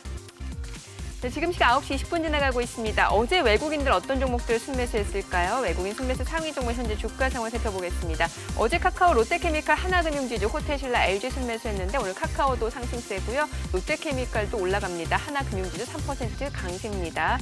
자, 그밖에 KB금융, 현대차, 우선주, 기아차, LG디스플레이, 강원랜드도 외국인 순매수 상위 종목입니다. 오늘 KB금융, 금융주가 전반적으로 오늘 강세고요. 기아차는 0.7% 떨어지고 있습니다. LG디스플레이 흐름 좋습니다. 지금 3% 강세고 강원랜드는 약보합권입니다. 자, 기관 순매수 상위 종목 현재 주가 상황도 살펴보도록 하죠. 기관은 어제장에서 롯데케미칼, 현대건설, 이마트, 포스코케미칼, 롯데쇼핑 순매수를 해줬는데 오늘 롯데케미칼, 포스코케미칼 상승세에 이어지고 있고요. 자, 그밖에 S-오일 그리고 한화에어로스페이스, 코스모신소재, 솔루스 첨단소재 기관 순매수 상위 종목입니다. 오늘 S-오일이 1% 강세고요. 그밖에 코스모신소재도 상승세에 이어지고 있습니다. 지금 시각 9시 21분 지나가고 있습니다. 시장 전체적인 흐름 좀 체크를 해볼게요. 코스피가 지금 1% 강세입니다. 3,159포인트, 코스닥 0.4% 올라가네요. 978.21포인트입니다. 1월 13일 수요일 개장 상황 전해드렸습니다.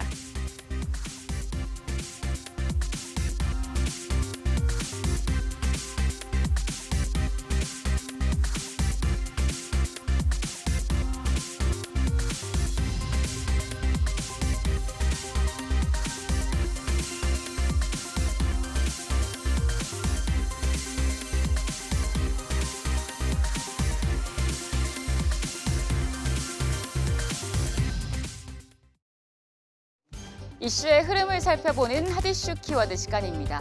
인터넷과 SNS를 뜨겁게 달구고 있는 키워드 함께 보시죠. 첫 번째 키워드는 트럼프 탄핵입니다. 미국 워싱턴 DC의 분위기가 어수선합니다. 임기를 열흘도 채 남기지 않은 도널드 트럼프 대통령에 대한 탄핵 소추안이 발의가 됐죠. 국회로부터 두 번째 탄핵을 당하는 최초의 미국 대통령이라는 오명을 남기게 됐는데요. 오는 20일 바이든 대통령 당선인의 취임식을 앞두고 있는데 미국 연방정부는 또다시 폭력 시위가 일어날 우려가 있다며 워싱턴 DC를 전면 봉쇄하기로 했습니다. 이와 관련해 트럼프 대통령은 의회의 탄핵 추진이 엄청난 분노를 불러일으키고 있다며 자신은 폭력을 원하지 않는다고 말했습니다. 두 번째 키워드, 월성원전 방사성 물질입니다. 경북 경주 월성원전 지하수에서 방사성 물질이 검출된 것과 관련해 논란이 커지고 있습니다. 이 방사성 물질은 삼중수소라는 건데요. 한국수력원자력은 삼중수소가 검출된 물을 바로 회수해 배출을 했고 주변에서 검출이 되지 않았기 때문에 안전에 문제가 없다고 밝혔습니다. 하지만 더불어민주당 내부에선 철저한 조사가 필요하다는 입장인데요. 이낙연 대표는 국회 차원의 조사 필요성을 면밀히 검토하겠다고 밝혔고요. 김태년 원내대표도 정부의 방사성 오염 규모와 원인 그리고 관리 부실 여부를 전면 조사할 것을 주문한다고 말했습니다. 세 번째 키워드, 나경원 서울시장 도전입니다. 나경원 국민의힘 전 의원이 10년 만에 서울시장에 다시 도전합니다. 오늘 출마를 선언할 예정인데요. 나 전 의원은 어제 기자들과 만난 자리에서 지난 연말 자신에게 지워진 문제들이 모두 무혐의로 결론났고 이제 서울 시민들께 말씀드릴 때가 됐다고 생각해서 말씀드렸다며 출마 배경을 설명했습니다. 한편 앞서 나 전 의원은 지난 2011년 서울시장 보궐선거에 출마해 박원순 전 서울시장에게 패배한 바 있습니다. 네 번째 키워드, 최대 징역 10년 6개월입니다. 앞으로는 사업주가 안전조치를 소홀히 해서 사고가 발생할 경우 최대 징역 10년 6개월까지 선고받을 수 있습니다. 솜방망이 처벌 논란이 일었던 산재와 상해, 사망사고에 대해 대법원 양형위원회가 강화된 양형 기준안을 의결했는데요. 기존 양형 기준은 징역 1년에서 2년 6개월까지로 정해졌고요. 다만 다수범이나 5년 내 재범은 권고 형량이 최대 징역 10년 6개월까지 가중됩니다. 양형위는 다음 달 29일 전체 회의에서 최종안을 의결할 예정입니다. 다음 키워드, 3월 15일까지만입니다. 개인 투자자들 공매도로부터 자유로울 수 있는 건 3월 15일까지입니다. 코로나19 사태로 한시적으로 진행된 공매도 금지가 3월 15일이면 종료되기 때문인데요. 금융위는 공매도 연장이 없다고 선언했지만 개인 투자자들과 연한까지 연장을 요구하고 있습니다. 공매도로 주가가 너무 가파르게 떨어질 수 있다는 입장, 그리고 오히려 공매도로 버블 장세를 진정시키고 건강한 주식시장을 만들 수 있다는 의견이 엇갈리고 있는데요. 금융위는 불법 공매도에 대한 처벌을 강화하는 등 기울어진 운동장을 바로잡겠다며 제도 개선 작업을 하고 있습니다. 여섯 번째 키워드, 내 몸이 증거다입니다. 10년을 끌어온 가습기 살균제 피해 소송과 관련해 어제 법원의 1심 판결이 있었습니다. 법원은 가습기 살균제와 피해 사이에 엄격한 인과관계가 입증되지 않는다고 판단을 했고요. 이에 따라 SK케미칼과 애경산업 전직 임원들이 1심에서 무죄를 선고받았습니다. 검찰의 대대적인 수사에도 불구하고 무죄가 판결되자 검찰은 당혹스러워하는 분위기가 역력했고요. 가습기 살균제 피해자들은 내 몸이 증거인데 증거조차 인정 못하냐며 강하게 반발했습니다. 일곱 번째 키워드, 흑자전 파업 노입니다. 노조 파업 중단을 약속하면 지원을 검토할 수 있다. 이동걸 산업은행 회장이 법정 관리를 신청한 쌍용 자동차에 대해 이같이 밝혔습니다. 이 회장은 어제 온라인 신년 간담회에서 쌍용차 노조가 흑자를 내기 전까지 어떤 쟁의회기도 하지 않고 단체 협약 기간도 1년에서 3년으로 늘리겠다고 약속을 제시해주길 바란다고 말했습니다. 이 회장은 사업성 평가와 함께 이 두 가지 전제 조건이 제시되지 않으면 사는은 단돈 1원도 쌍용차에 지원하지 않을 생각이라고 강조했습니다. 오늘 마지막 키워드, 정인이 사건 첫 재판입니다. 생후 16개월 아이를 입양하고 학대해서 결국 숨지게 한 정인이 사건, 오늘 첫 재판이 열립니다. 양모에게 살인죄를 적용해야 한다는 목소리가 높은데요. 오늘 재판에서 검찰이 양모에게 적용한 아동학대 치사죄 혐의를 살인죄로 변경할지 주목되고 있습니다. 검찰은 살인죄 입증 가능성을 고려해 적용 여부를 결정할 계획인데요. 현재 양모인 장 씨는 잘못을 인정하면서도 아이를 숨지게 할 의도는 없었다며 고의성을 부인하고 있습니다. 지금까지 핫 이슈 키워드였습니다.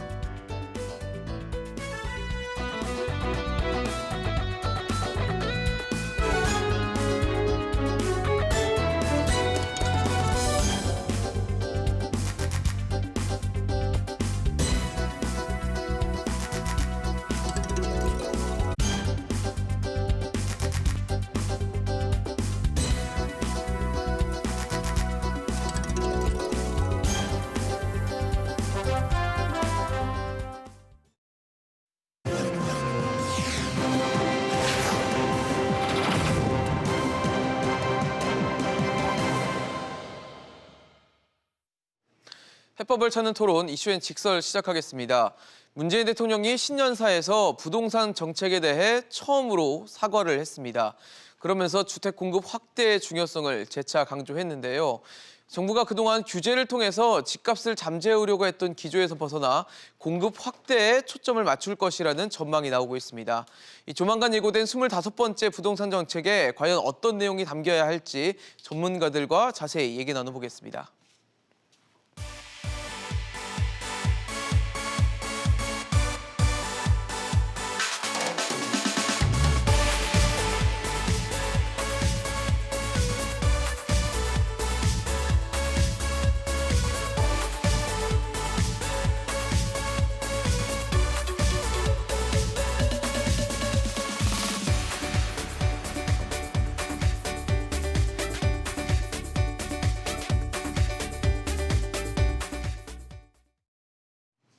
네, 본격적인 토론에 앞서 오늘 함께해 주실 세 분의 전문가 소개하겠습니다. 창조도시경제연구소 이재문 소장, 한양대 도시공학과 이창무 교수, 한국투자증권 자산승계연구소 김규정 소장 나오셨습니다. 어서 오십시오. 네, 안녕하세요. 네, 반갑습니다. 네, 문재인 대통령이 신년사에서 이 주거 문제로 국민께 송구하다라는 사과를 했습니다. 그러면서 이 주택 공급 확대를 얘기를 했는데요. 사실 정부가 그동안 주택 공급에 대해서 뭐 부족하지 않다라고 얘기를 한 적도 있는데 이제 뭐 문재인 대통령까지 이런 공급 얘기를 했다는 것 자체는 공급 부족을 인정했다라고 볼 수 있을까요? 그러니까 이제 2020년이 어떻게 보면 부동산 시장에서 봤을 땐 상당히 격변기였죠. 격변기였고 주택 가격도 많이 상승했고 서민 주거 안정이라는 어떤 캐치프레이즈를 걸어가지고 이제 임대차 3법을 통과시키면서 전세 시장을 안정시키고자 했지만 결국에는 주택 시장, 매매 시장과 전세 시장 둘 다 이제 안정되지 못한 어떤 좀 비참한 결과가 나온 거에 대한 어떤 사과가 아닌가 저는 이렇게 생각을 하고 있습니다. 물론 이제 그 부분에서 이제 일부분이 공급 부족이었다라는 어떤 그런 논란의 여지가 지금까지 지속돼 왔었고 현재도 공급 부족에 대한 얘기가 나오고 있는데 그러니까 이제 국토부의 인식에서 봤을 때는 총량적으로는 주택 부분이 부족하진 않지만 부분적으로 진짜 아파트들이 공급돼야 되는 일부 지역에서는 아파트가 충분히 공급되지 않았기 때문에 공급 부족의 논란도 있었음을 인정한 어떠한 영역이 아닌가 이렇게 생각을 합니다. 교수님은 어떻게 보셨어요? 글쎄요, 뭐 첫 번째 사과라는 게 조금 아쉬운 면이 있습니다. 그러니까 뭐 시장 자체 흘러가는 구도를 보게 되면 이게 뭐 단순하게 뭐 공급 대책만의 문제가 아니라 굉장히 전반적인 부동산 대책 뭐 정책이 있어서의 방향성에 대한 그런 기본적인 논란이 좀 있거든요. 네네.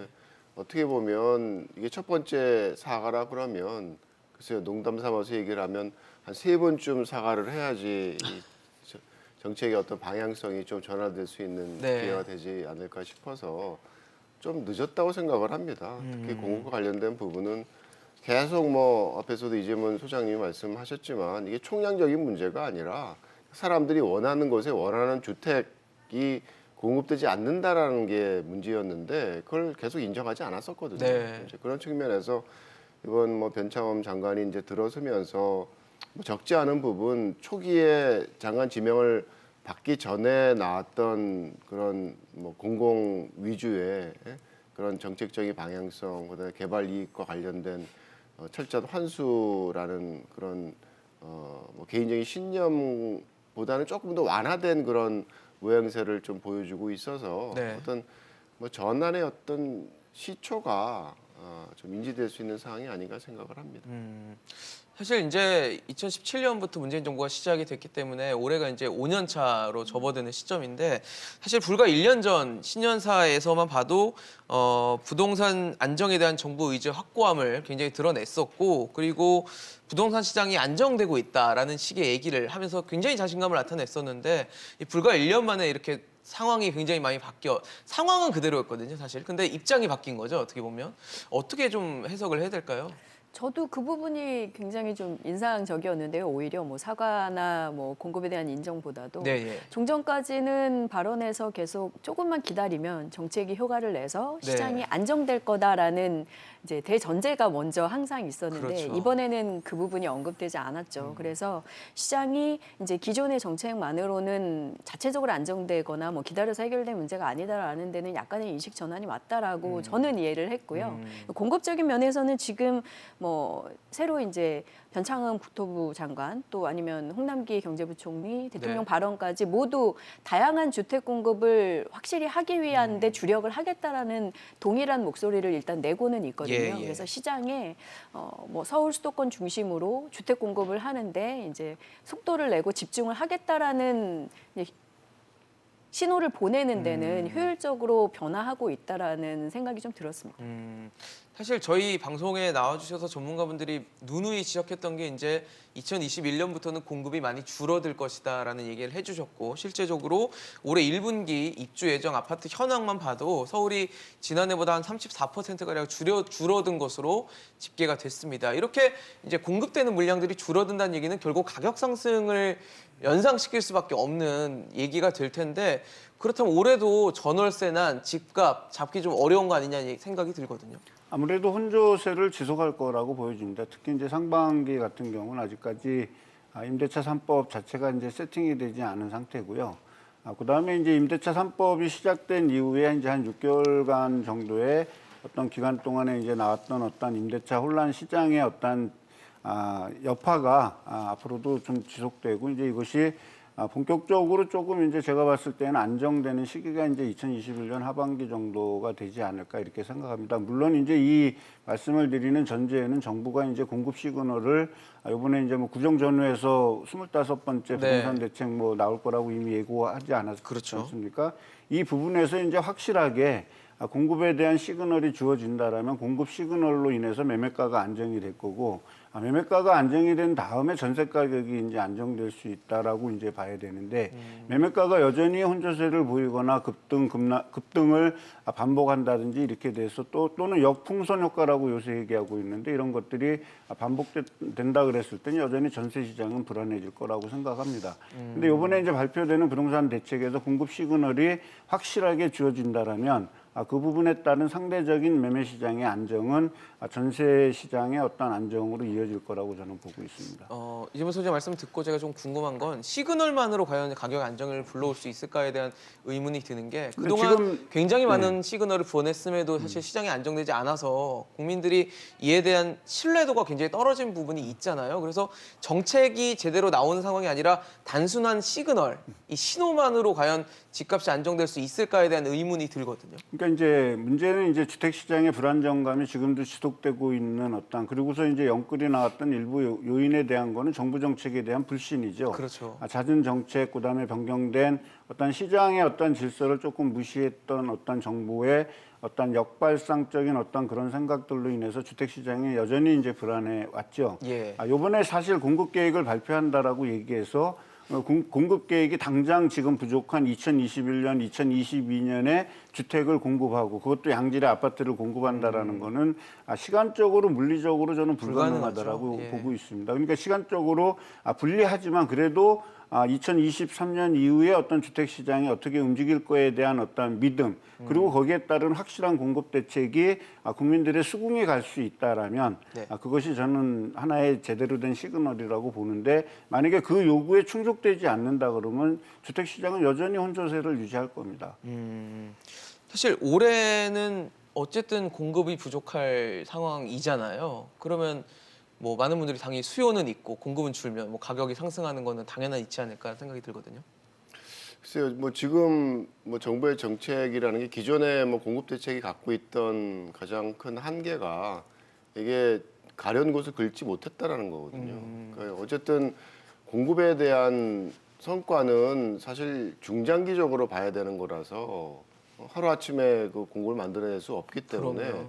지금 시장에서 뭐 저희가 이제 원하는 것들은 말씀하셨듯이 기대 심리에 대한 부분을 좀 안정시켜 주기를 바라는 거죠. 근데 이전의 대책들이 굉장히 단기적인 성과를 억지로 얻어내려고 하다 보니까 나오는 부작용들이 많아서 사실은 장기적인 그런 기대도 안정시키지 못하는 그런 상황이 됐던 거라서 매매 시장에 대한 부분은 사실은 올해 그렇게 안정시키기가 쉽지 않을 거라고 생각을 합니다. 현실적으로 뭐 아파트의 그 입주 물량도 서울시 가장 핵심이 되는 서울시에 있어서 굉장히 감소한 형태로 그렇죠. 이제 진행이 되는 거고 그래서 매매 시장에 대한 부분은 그렇게 확실치 않다는 거고 이번에 뭐 발표될 대책이 얼마나 그 가려운 곳을 긁어줄 수 있을지 아니면 또 여전히 딴 곳을 긁고 있는 그런 상황을 만들어낼지 이건 좀 지켜봐야 될 것 같고요.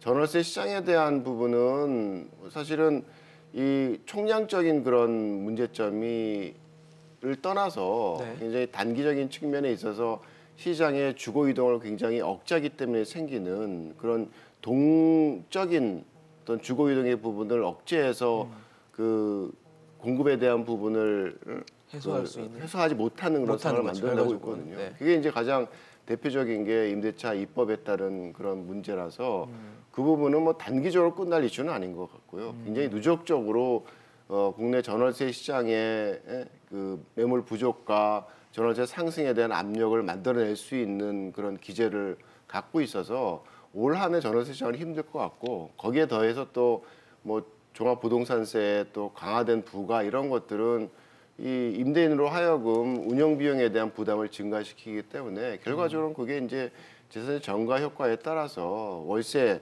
전환과 함께 월세 자체의 상승도 굉장히 크게 발생시킬 수 있는 상황을 만들어낼 수가 있어가지고 여러 가지 측면에서 제가 보기엔 올 한 해가 그렇게 쉽지 않은 한 해가 될 것 같습니다. 이수님께 여쭤보고 싶은 게 그러면 정부가 지금 11월쯤에는 11월 달에 지난해 11월 달에 얘기한 게 비어 있는 공공 임대 주택을 전세 시장으로 좀 공급해서 공급을 좀 하겠다라고 했거든요. 이런 것들이 전세 시장에 좀 긍정적인 효과를 낼 수 있을지도 좀 궁금한데.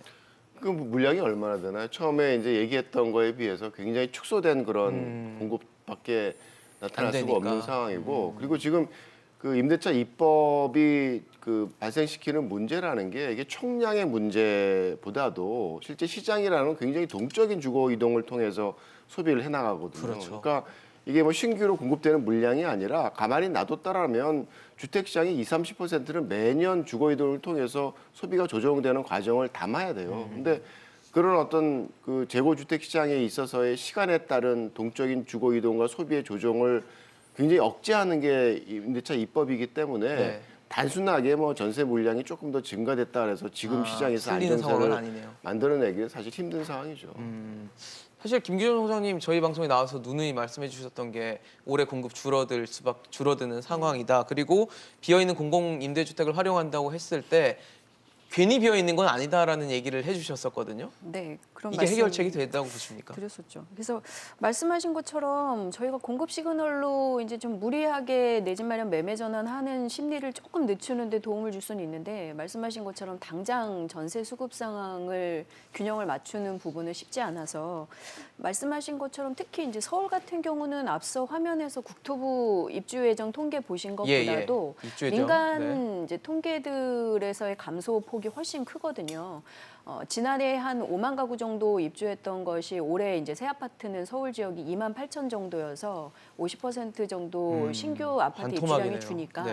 뭐 유형별로 보자면 서울의 새 아파트 중심의 전세 수급 불균형이 계속 될 수밖에 없는 상황이에요. 수도권 같은 경우는 올해 또 7월에 3기 신도시 사전 청약이 있기 때문에 그렇죠. 계속 이제 수도권 중심의 수요자들이 몰려들 수밖에 없는 상황인데 새 아파트 입주량은 전년보다는 이제 좀 줄어드는 상황이고 또 지난해 상황을 보면 계약갱신 청구권들을 실제 많이들 사용을 하고 계시잖아요. 지역별로 한 50 내지 70% 정도가 기존 네. 계약 종료 후에 한 차례 이제 연장들을 연장을 하고 하는, 계신 네. 상황이다 보니까 기존 물량에서의 이제 회전 부분 그리고 신규 감소 부분이 수급 불균형을 만들면서 전세는 저도 이제 좀 올해 여전히 수급 불균형 때문에 오를 것 같다는 말씀을 드릴 수밖에 없고 이 공공임대는 방금 화면에서도 보셨지만 LH 물량이 한 14,000, 15,000 조금 안 되고 SH 예정량이 지금 한 6,000 가구 조금 그렇죠. 안 돼요. 근데 그 물량도 다 이제 장기 전세용으로 나오는 게 아니고 이달 1월까지 기존 방식대로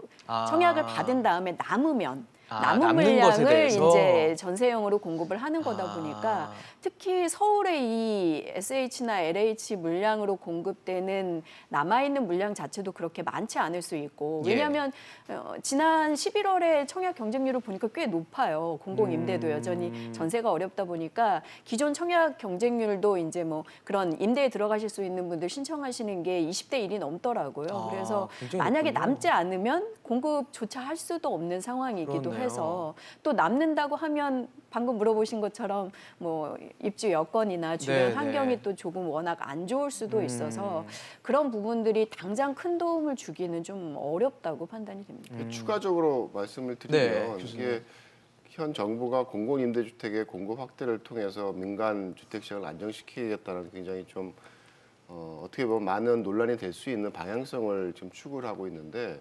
공공임대주택의 공급이 민간 임대주택 시장의 안정을 가져온다는 보장이 사실은 없어요. 그게 논란이 되고 있는 거잖아요. 그래서 그래서 이게 뭐 우리가 많이 아는 그런 공공임대주택 공급 비율이 막 높은 나라들, 뭐 싱가포르도 그렇고, 네. 홍콩도 그렇고, 홍콩도 뭐 공공임대주택 비율이 30%가 넘거든요. 그런데도 이 가장 민간 주택 시장에서 가격도 극심하게 높고 임대료도 극심하게 높은 게 홍콩 시장이거든요. 그래서 사실은 시장 자체에 이 공공임대주택 시장과 민간임대주택 시장의 대체성이 그렇게 크지가 않은 거죠. 그러니까 상대적으로 어포더빌리티가, 그러니까 구매력이 낮은 사람들이 공공임대주택에 들어간다 그러면 여전히 민간임대주택 시장에서는 구매력이 높은 사람이 남아 있거든요. 그렇죠. 근데 사실은 그렇지 않았더라 민간임대주택으로 공급됐을 물량을 공공임대주택 물량으로 배정을 했으면 그 경쟁이 더 치열해지는 거라서 사실 우리가 바라보는 거는 민간임대주택 시장의 가격 안정과 임대료 안정이기 그렇죠. 때문에 사실 공공임대주택 시장의 공급을 통해서 이 민간임대주택 시장을 안정시키겠다는 방향성 자체에 있어서의 조금은 한계가 있다는 점을 인정을 해야 된다고 생각합니다. 사실 교수님 말씀하신 것처럼 지금 정부는 공공을 중심으로 해서 뭔가 가격 안정과 공급을 하겠다라는 기조와 생각을 갖고 있는데 역시 역할은 민간이 해줘야지 결국 부동산 시장이 선순환되고 가격 안정을 가져올 수 있을 거라 생각을 하는데요. 그래서 뭐 홍남기 부총리도 얘기를 했지만 기존 주택을 다주택자들이 내놓을 수 있는 방안을 강구하겠다라고 했어요. 그래서 거론되는 것들이 이제 뭐 양도세 완화 이런 것들이 있는데 당정에서는 사실 이 부분에 대해서 특히 여당 쪽에서는 좀 부인하는 모양새를 취하고 있어서 양도세 완화를 하지 않는다라는 가정하에 다주택자들이 매물을 내놓을 수 있는 뭐 요인이 있을까라는 생각이 좀 들거든요. 근데 이제 사실은 이게 초창기에 그 세를 강화시킬 때 충분히 논의가 됐어야 되는 부분이거든요. 그렇죠. 근데 이제 어떤 의미에서 본다 그러면 그렇게 논의를 하면서 세제 방식과 그다음 세제에 따르는 규제, 그다음에 공급 문제서부터 이제 수요 억제라든지 이런 거를 좀 포괄적으로 아우르는 정책적 대응이 좀 있었어야 되는데 좀 잘 아시겠지만 이제 임기응변적인 어떤 그런 정책 대응이 나오면서 이제 많은 문제가 돼 있었는데 그렇죠. 사실 지금 뭐 양도세를 완화시키면 다주택자들이 매물을 내놓을 것이다. 그러면 양도세의 지금 강화 기조를 지금까지 유지하면서 다주택자들이 집을 내놓게 될 것이다라는 어떤 정책 시그널을 가지고 지금까지 강화했지 않습니까? 결국에 그거에 따라서 시장은 점점 더 이제 어떻게 보면 매물 잠김 현상들이 초래된 어떤 주요 요인 중에 이제 하나가 됐는데 예. 그렇다고 한다라면 지금 이제 다주택자들이 집을 내놓을 수 있는 방법은 세금 부담을 많이 느껴서 그 세금 부담을 많이 느낀 상태에서 더 이상은 못 버티니까 내가 이제 집을 내놔야 되겠다라는 어떤 심리적 변화가 있어야지 시장에 매물이 좀 나올 거라고 보고 있거든요. 근데 이제 많은 다주택자들은 제가 생각했을 때 이런 생각을 하고 있을 거라고 생각합니다. 이제 문재인 정부 임기가 1년밖에 안 남았는데 그리고 이번 지자체 보궐선거에서도 재보궐선거가 마찬가지지만 있죠. 예. 앞으로 총선에서부터 이 부동산 정책은 상당히 주요 이슈가 될 겁니다. 그럼요. 주요 이슈가 되고 이제 이런 부분들이 있어서 계속 논란의 여지와 이제 이런 것들이 만들어내게 된다라고 했을 때에는 버티자라는 어떤 심리가 더 그럴 수 팽배하고 있죠. 예. 버틴 이후에 어떤 규제 완화에 대한 정부 이런 거를 기대하면서 저는 버틸 거라 그러지 절대 매물을 내놓지 않을 거라고 생각하고요. 만약에 양도세 세제를 완화한다 하더라도 네. 그 유예를 시켰다라고 얘기하면 그 유예시킨 기간 동안 다주택자들은 시간을 버는 거지 않습니까? 그렇죠. 그렇다고 양도세를 완화했다 그래서 그 유예된 기간 안에 집을 내놓는다? 그거는 저는 더더욱더 있을 수 없는 일이라고 생각하거든요. 결국에 지금의 세제 규제의 완화 강화는 제가 봤을 땐 별다른 의미가 없다라고 보고 있습니다. 그럼 지금 문재인 정부가 뭘 해도 다주택자들이 집을 내놓지 않을 거라 보시는 거예요? 네, 저는 그렇게 보고 있습니다. 결국에 시장에 따른 외적 요인, 정책적 요인을 벗어난 어떤 금리의 문제라든지 어떤 세계 경제의 흐름이라든지 어떤 유동성을 억제하기 위한 어떤 정부 정책의 시그널이 바뀌고라든지 네. 이런 것들의 어떤 외적 요인의 어떤 급변이 일어나지 않는 현 상태의 지속하에서는 저는 내놓지 않을 거라고 생각합니다. 교수님은 어떠세요? 지금 사실 6월 달 이후면 이제 양도세가 중과되는 시점이 올 텐데 뭐 이걸 연장을 해야 된다, 양도세를 완화해야 된다, 여러 가지 방안들을 지금 얘기는 나오는데 사실 여당 쪽에서 생각 안 하는 것 같거든요. 글쎄요, 이게 정부 여당이 갖고 있는 그런 기본적인 시각이 다주택자들이 시세 차익을 못 챙기게 하겠다라는 굉장히 강한 의지를 갖고 있어서 이미 투기로 예, 그러니까 뭐 규정을 그게 하고 있는 부분도 있고요. 사실은 다주택자들의 소유 기간들을 보게 되면 뭐 최근에 가격이 오를 때 다주택자로 주택을 늘리는 사람도 있지만 굉장히 장기간 뭐 10년, 20년 갖고 그 있는 전부터. 다주택들이 상당히 많습니다. 그래서 그걸 뭐 투기적인 행태로 해서 징벌적인 그런 과세를 해야 되느냐에 대한 기본적인 그런 질문이 있는 거고 예. 양도세에 대한 부분도 뭐 국제적인 기준에서 이렇게 보게 되면 지나치죠. 지금 뭐 다주택자라 해서 75%에 달하는 그런 양도세를 부과를 한다는 것 자체가 어떻게 보면 주택 시장에 있어서의 그런 지속 가능한 과세 체계는 기본적으로 아니라고 봐요. 그래서 언젠가는 시장을 정상화한다는 측면에서 이제 국제 수준에 맞는 그런 기준으로 포복이 돼야 될 거고 네. 이게 뭐 단기적인 완화의 문제가 아니라 시장을 정상화하는 구도에서 이제 취해야 될 방향성이란 부분이고 결국은 뭐 다주택자의 챙기냐의 문제가 아니라 어쨌든 자산 시장은 가격이 올라서 오르는 구도에서 정점에 가까워지면 사람들의 선택이 자본 차익을 챙기면서 매각을 하는 구도에서 시장이 상승세가 꺾이는 그런 구도를 가지게 되거든요. 네네. 그게 뭐 주택시장뿐만 아니라 뭐 주식시장도 마찬가지고 당연한 거죠. 그래서 지금 시점에 있어서 뭐 다주택자 행태에 대한 그런 구도가 아니라 지금은 올 만큼 올랐어라는 인식이 시장에 있다 그러면 그럼 뭐 그게 다주택자든 일주택자든 누군가는 자기 자산을 매각을 해서 자본 차익에 대한 부분을 실현하는 구도 속에서 시장이 안정화되는 그런 변화가 만들어져야 되는데 그거를 다주택자에 대한 어떤 징벌적인 과세에 대한 욕구 때문에 시장을 만들어내지 못하는 거죠. 그래서 제가 보기에는 벌써 2020년도 초반에 한번 그 완화된 기간 동안 굉장히 상승세가 이렇게 좀 꺾이는 그런 기간도 우리가 겪었어요. 네네네. 한 6개월 동안에 그런 이제 경험을 했었고 사실은 양도세에 대한 완화 부분이 뭐 작년이 아니라 재작년 그 이전에 상당 기간 지속이 됐으면 지금처럼 뭐 문재인 정부 때 60%의 그런 아파트 가격 상승률을 만들어내는 상황을 안 초래했을 수도 있었죠. 그렇다 그러면 뭐 다주택자들의 가져가는 자본 차익에 대한 부분이 그 사람들의 투기적인 행태가 아니라 뭐 정부의 선택에 의해서 귀결된 거라 그러면 조금은 다른 생각을 해볼 수도 있거든요. 그래서 너무 다주택자 생각하지 말고 지금 시장의 어떤 가격 상승이라는 게 지나친 어떤 이 탈출구가 없는 구도 속에서 만들어지는 그런 동결 효과에 따른 현상이라 그러면 네. 그 부분을 해결하기 위한 일반적인 방향성으로서 이제 양도세 중과에 대한 부분을 조금은 조정할 수 있는 그런 선택이 필요한 시점이라고 생각합니다. 정부가 좀 다주택자의 관점에서 생각해 보면 어떨까 하는 생각이 드는 게 다주택자 입장에서 세금을 뭐 1,000만 원 더 내야 되는데 집값이 1억이 오르면 당연히 갖고 있지 않겠냐라는 생각이 들고 아니면 내 자식에게 줘서 증여세 좀 물고 그냥 우리 가족이 갖고 있는 게 더 낫다고 판단한다면 굳이 뭐 이 세금 문제 이런 게 다 떠나서 안 내놓지 않을까라는 생각이 들거든요.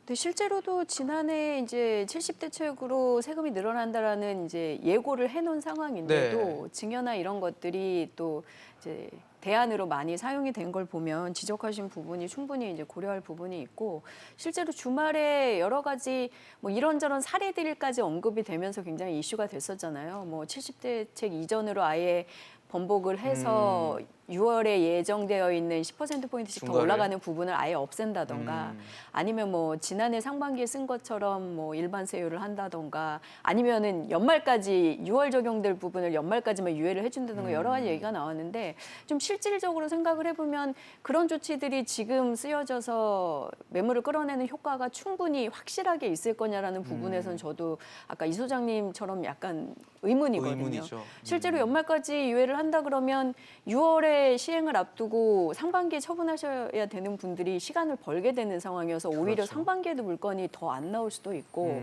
만약에 번복을 한다 그래도 똑같은 상황이거든요. 지금이랑 그렇죠. 없어졌을 때 세율이 계속 똑같기 때문에 시장 상황을 보면서 약간 이런저런 또 다른 대안들을 생각할 수밖에 없는 상황이어서 만약에 진짜 충분한 매물을 끌어내는 효과를 보려면 진짜 확실하게 세금을 달리 낮춰주거나 네네. 뭐 이런 획기적인 조치를 해야 되는데 그 부분은 진짜 정책 신뢰도의 타격도 크고 형평성에서도 이제 맞지 않는 부분이라서 저는 사실 이 카드를 쓰기가 지금 굉장히 오히려 시기적으로 더 어려워진 상황이라 저희가 이거를 시장에서도 이걸 다 선거 때문에 또 이런 얘기가 계속 나오고 있구나. 그렇죠. 혹은 앞으로도 예. 계속 나와서 이슈가 되겠구나라는 생각들을 할 정도니까 그렇게 쓰기보다는 교수님이 말씀하신 것처럼 저희가 이 부동산 세제를 어떻게 방향성을 갖고 갈 거냐에 원론적으로 저희가 접근을 하는 식으로 다시 한번 컨센서스가 이루어져야 된다라고 생각합니다. 저희가 보유세는 높이는 대신 단타 매매를 제외한 일반적인 주택 양도세율이나 이런 것들은 거래세와 보유세 이제 적당한 이제 수준을 좀 균형을 맞춰야 되는 예. 이런 논의들이 있었고 또 현재 주택 숫자에 따라서 저희가 징벌책을 쓰고 있는 맞아요. 부분 지적하셨잖아요. 네. 그래서 그런 부분들도 앞으로 시장 상황에 따라서 언젠가는 다시 또 바뀔 수 달라질 거고 있는, 이런 네. 상황이다 보니까 원칙적으로 이거를 어떻게 끌고 갈 것이냐에 대한 조세적인 근본적인 논의가 좀 돼야 되는 시점이지 이거를 단기적으로 뭐 잠시 유예해주고 또 일부 깎아주고 뭐 이런 식으로 대응해서는 더 제가 볼 때는 혼란이 클 것 같다라는 생각입니다.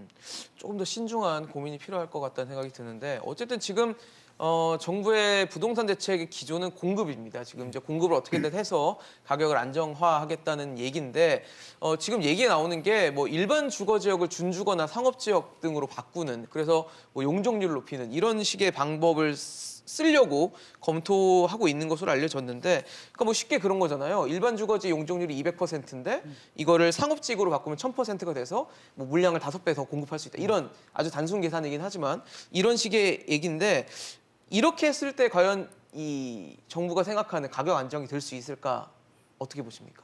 지금 정부 정책이 불신을 받는 이유 중에 하나가 국민이 원하는 지역의 주택을 많이 만들어내지 못했고 그리고 그 부분에 대한 신뢰를 얻지 못했다라는 어떤 상황이죠.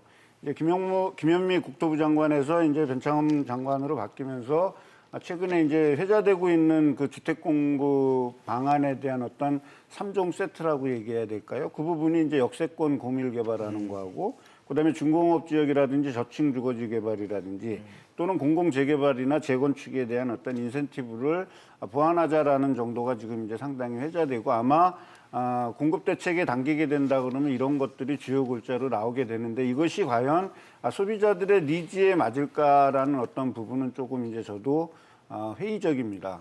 왜냐하면 우리가 지금 소비자들이 원하는 시장, 지금 지난 4년 동안 우리가 부동산 정책을 피고 규제를 강화하면서 네. 주택 시장을 잡고 싶었던 어떤 가장 본질적인 이면에는 주거 안정성을 회복하고 그다음에 도시 저소득층이라든지 이런 부분들의 어떤 주거 안정을 깨서 주거 복지 수준을 좀 높이자라는 어떤 부분이었거든요. 예. 그러다 보니까 공공성을 지나치게 강조하다 보니 한 870만 정도의 임차 가구 중에 민간이 담당하고 있는 700만 이상이 되는 어떤 민간 부분을 어떤 공급하는 시그널들을 상당히 좀 무시한 어떤 그런 측면이 있었거든요.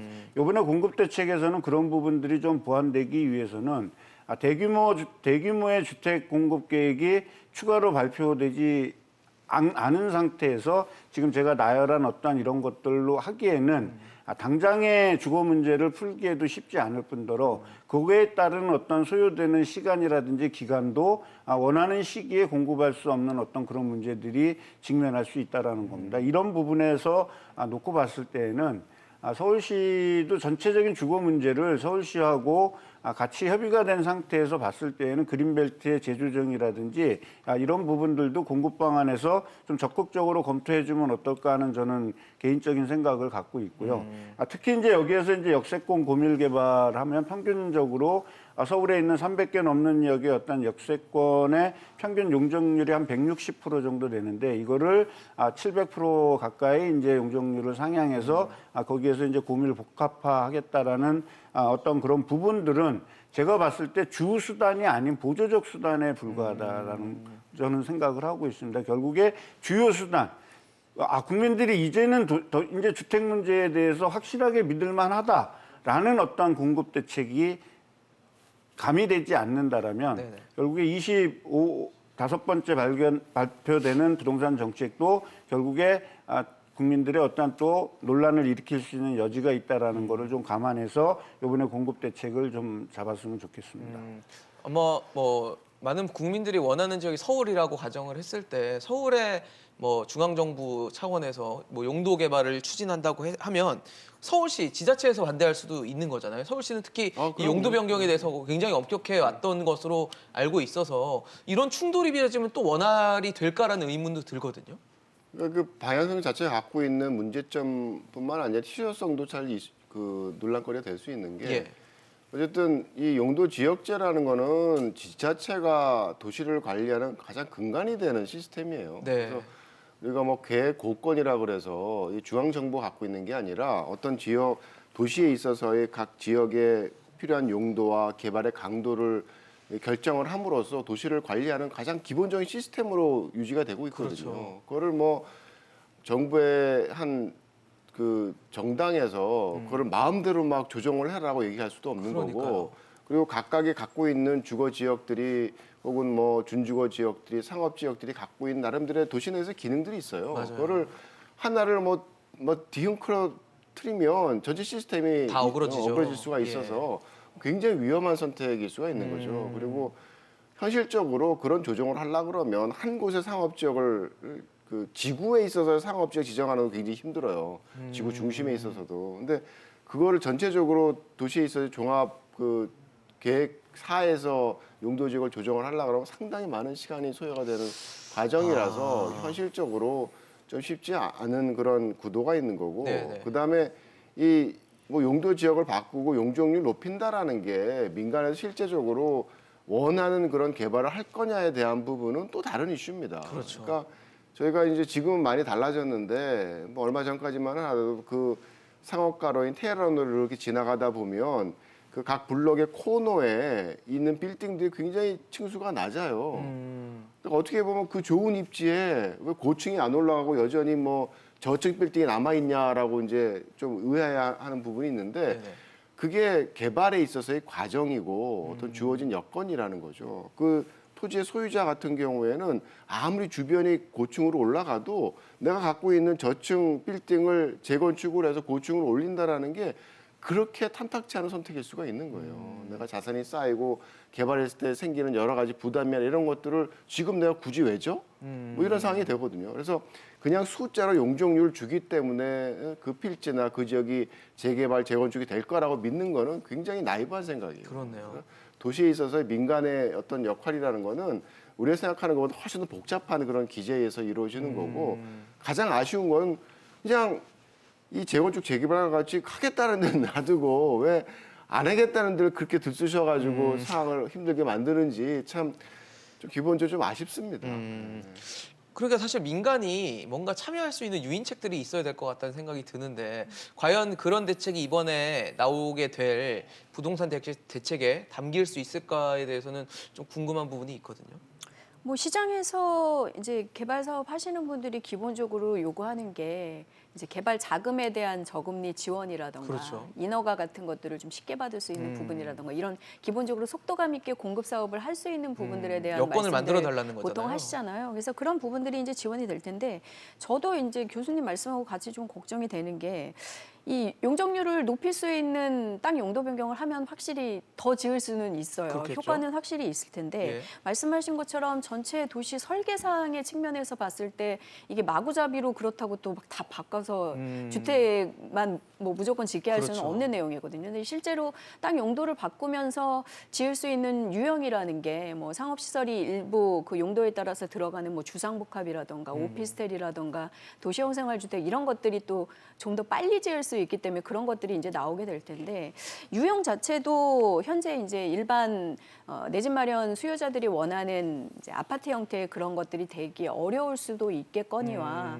그런 식으로 짓는 것들을 또 완화해주기 위해서 주택 비중이라든가 이런 것들을 또 공공 프로젝트를 승인할 경우에는 또 완화를 해준다든가 여러 가지 조치들이 더 나올 것 같거든요, 이번에. 예. 그렇게 되면 사실은 공급은 확실히 단기간 좀 늘어나는 확실한 계기가 될 것 같으나 말씀하시는 것처럼 뭐 역세권 고밀 또 우후죽순 변형된 지역에서의 뭐 주상복합이나 오피스텔형 이런 것들의 뭐 난립이나 이런 것들이 또 걱정되는 부분도 있어서 저희가 뒤늦게 공급으로 선회해서 마음은 바쁘지만 예. 전체적으로 좀 차근차근 진행은 해야 되겠다라는 생각은 들어요. 저희가 이게 공급 시그널이 지금 지금 갑자기 또 이렇게 막 한꺼번에 오기 시작하면서 다들 한 23년 지나서 25년 깨부터는 또 공급이 3기 신도시 포함해서 늘겠구나라는 생각들을 이미 다들 하고 계시는데 그때 또 쓸만한 주택들이 원하는 곳에 적절히 배치가 돼야 되는 문제니까요. 원하지 않는 곳에 공급만 또 확 늘어나서는 그때도 또 골칫거리가 될 수 그렇겠네요. 있으니 저희가 뒤늦게 공급으로 돌아서서 급하긴 하지만 좀 차근차근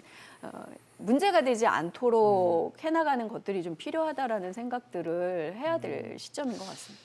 그런 시점인데 사실 문재인 정부가 굉장히 조바심 나지 않을까라는 생각이 들거든요. 올해가 사실상 정책을 펼칠 수 있는 마지막 해일 것 같고 내년은 사실 대선 국면일 거니까 그런 상황에서 얼마나 이걸 차근차근 신중히 밟아가는 단계를 거칠지는 좀 의문이라는 생각이 드는데 어떻게 사실 보세요? 어떻게 보면 기존의 재개발 재건축도 지금 그 제안한 그런 그 공급 방안의 한 부분일 수 있어요. 그럼요. 그러니까 고밀 역세권도 사실 500m로 하면 서울의 대부분이 다 포함이 되는데 그 안에 기존의 재개발 재건축 구역들 다 들어가 있을 거거든요. 그러니까 원하면 그 틀 안에서 기존의 어떤 재건축 재개발에 대한 부분도 좀 원하는 방향으로 끌고 갈 수 있는 그런 여지는 있다고 생각을 합니다. 그러니까 너무 배척하지 말고 뭐 시장에서 자연스럽게 안 되는 걸 하려고 굉장히 사회적인 비용이 많이 들어가거든요. 그렇죠. 근데 그걸 소모적이고. 좀 덜 들이는 구도 속에서 좀 원활하게 진행될 수 있게 그렇게 했으면 좋겠습니다. 그래서 사실- 저도 네. 이 공급 시그널이 나오는 중에서 제일 오래 좀 주목하고 있는 부분이 과연 이 그동안 막아왔던 재건축 재개발 민간 사업들을 네. 풀 것인가가 확실히 계기가 될 맞아요. 것 같거든요. 어떻게 보세요? 물론 지난 한 가을께만 해도 민간 재건축 재개발 사업은 가격 불안 요소 때문에 하지 않는다라는 명확한 답변들이 계속 나왔었거든요. 그렇죠. 국토부 쪽에서도. 근데 사실 계속해서 공공 공급을 늘리더라도 서울 도심에 재건축해야 뭐 재건축 자체의 필요성도 있겠거니와 공급적인 측면에서도 필요하다라는 얘기와 함께 이게 달라져야 된다는 얘기들이 계속 있는 거잖아요. 그래서 이게 확실하게 조금 풀린다라는 시그널이 오면 제 생각에도 단기적으로는 집값은 더 뛸 것 같아요. 요즘 뭐 압구정이라던가 그렇죠. 뭐 서초의 대표적인 신축 아파트들 평당가는 계속 좀 많이 오르고 있고 굉장히 높잖아요. 그 요인 중에 하나가 재건축이 여전히 영향을 주고 있다라는 분석들이 있거든요. 그래서 재건축이 풀린다라는 신호가 나오면 여지없이 대표 지역들은 가격이 또 들썩일 수는 있는데 조금만 시간을 또 길게 보면 단기적으로 불안하긴 하겠지만 확실하게 이제 그런 사업들을 통해서 서울의 새 아파트들이 단지형으로 좀 더 나온다라는 명확한 신호가 생기면 이제 조금씩 앞선 시장을 내다보는 분들 늘어날 거다라고 생각이 됩니다. 그래서 그게 올해 공급 정책의 사실 핵심 핵심 키워드가 네. 아닐까라는 생각을 하고 있습니다. 연결돼 가지고 예. 이렇게 좀 인내심이 있어야 될 것 같아요. 그러니까 인내심. 어떤 공급 대책이든 그게 뭐 재건축도 그렇고 신도시도 그렇고 처음에 공급 계획이 활성화되는 시기가 되면 값이 올라요. 근데 그럼요.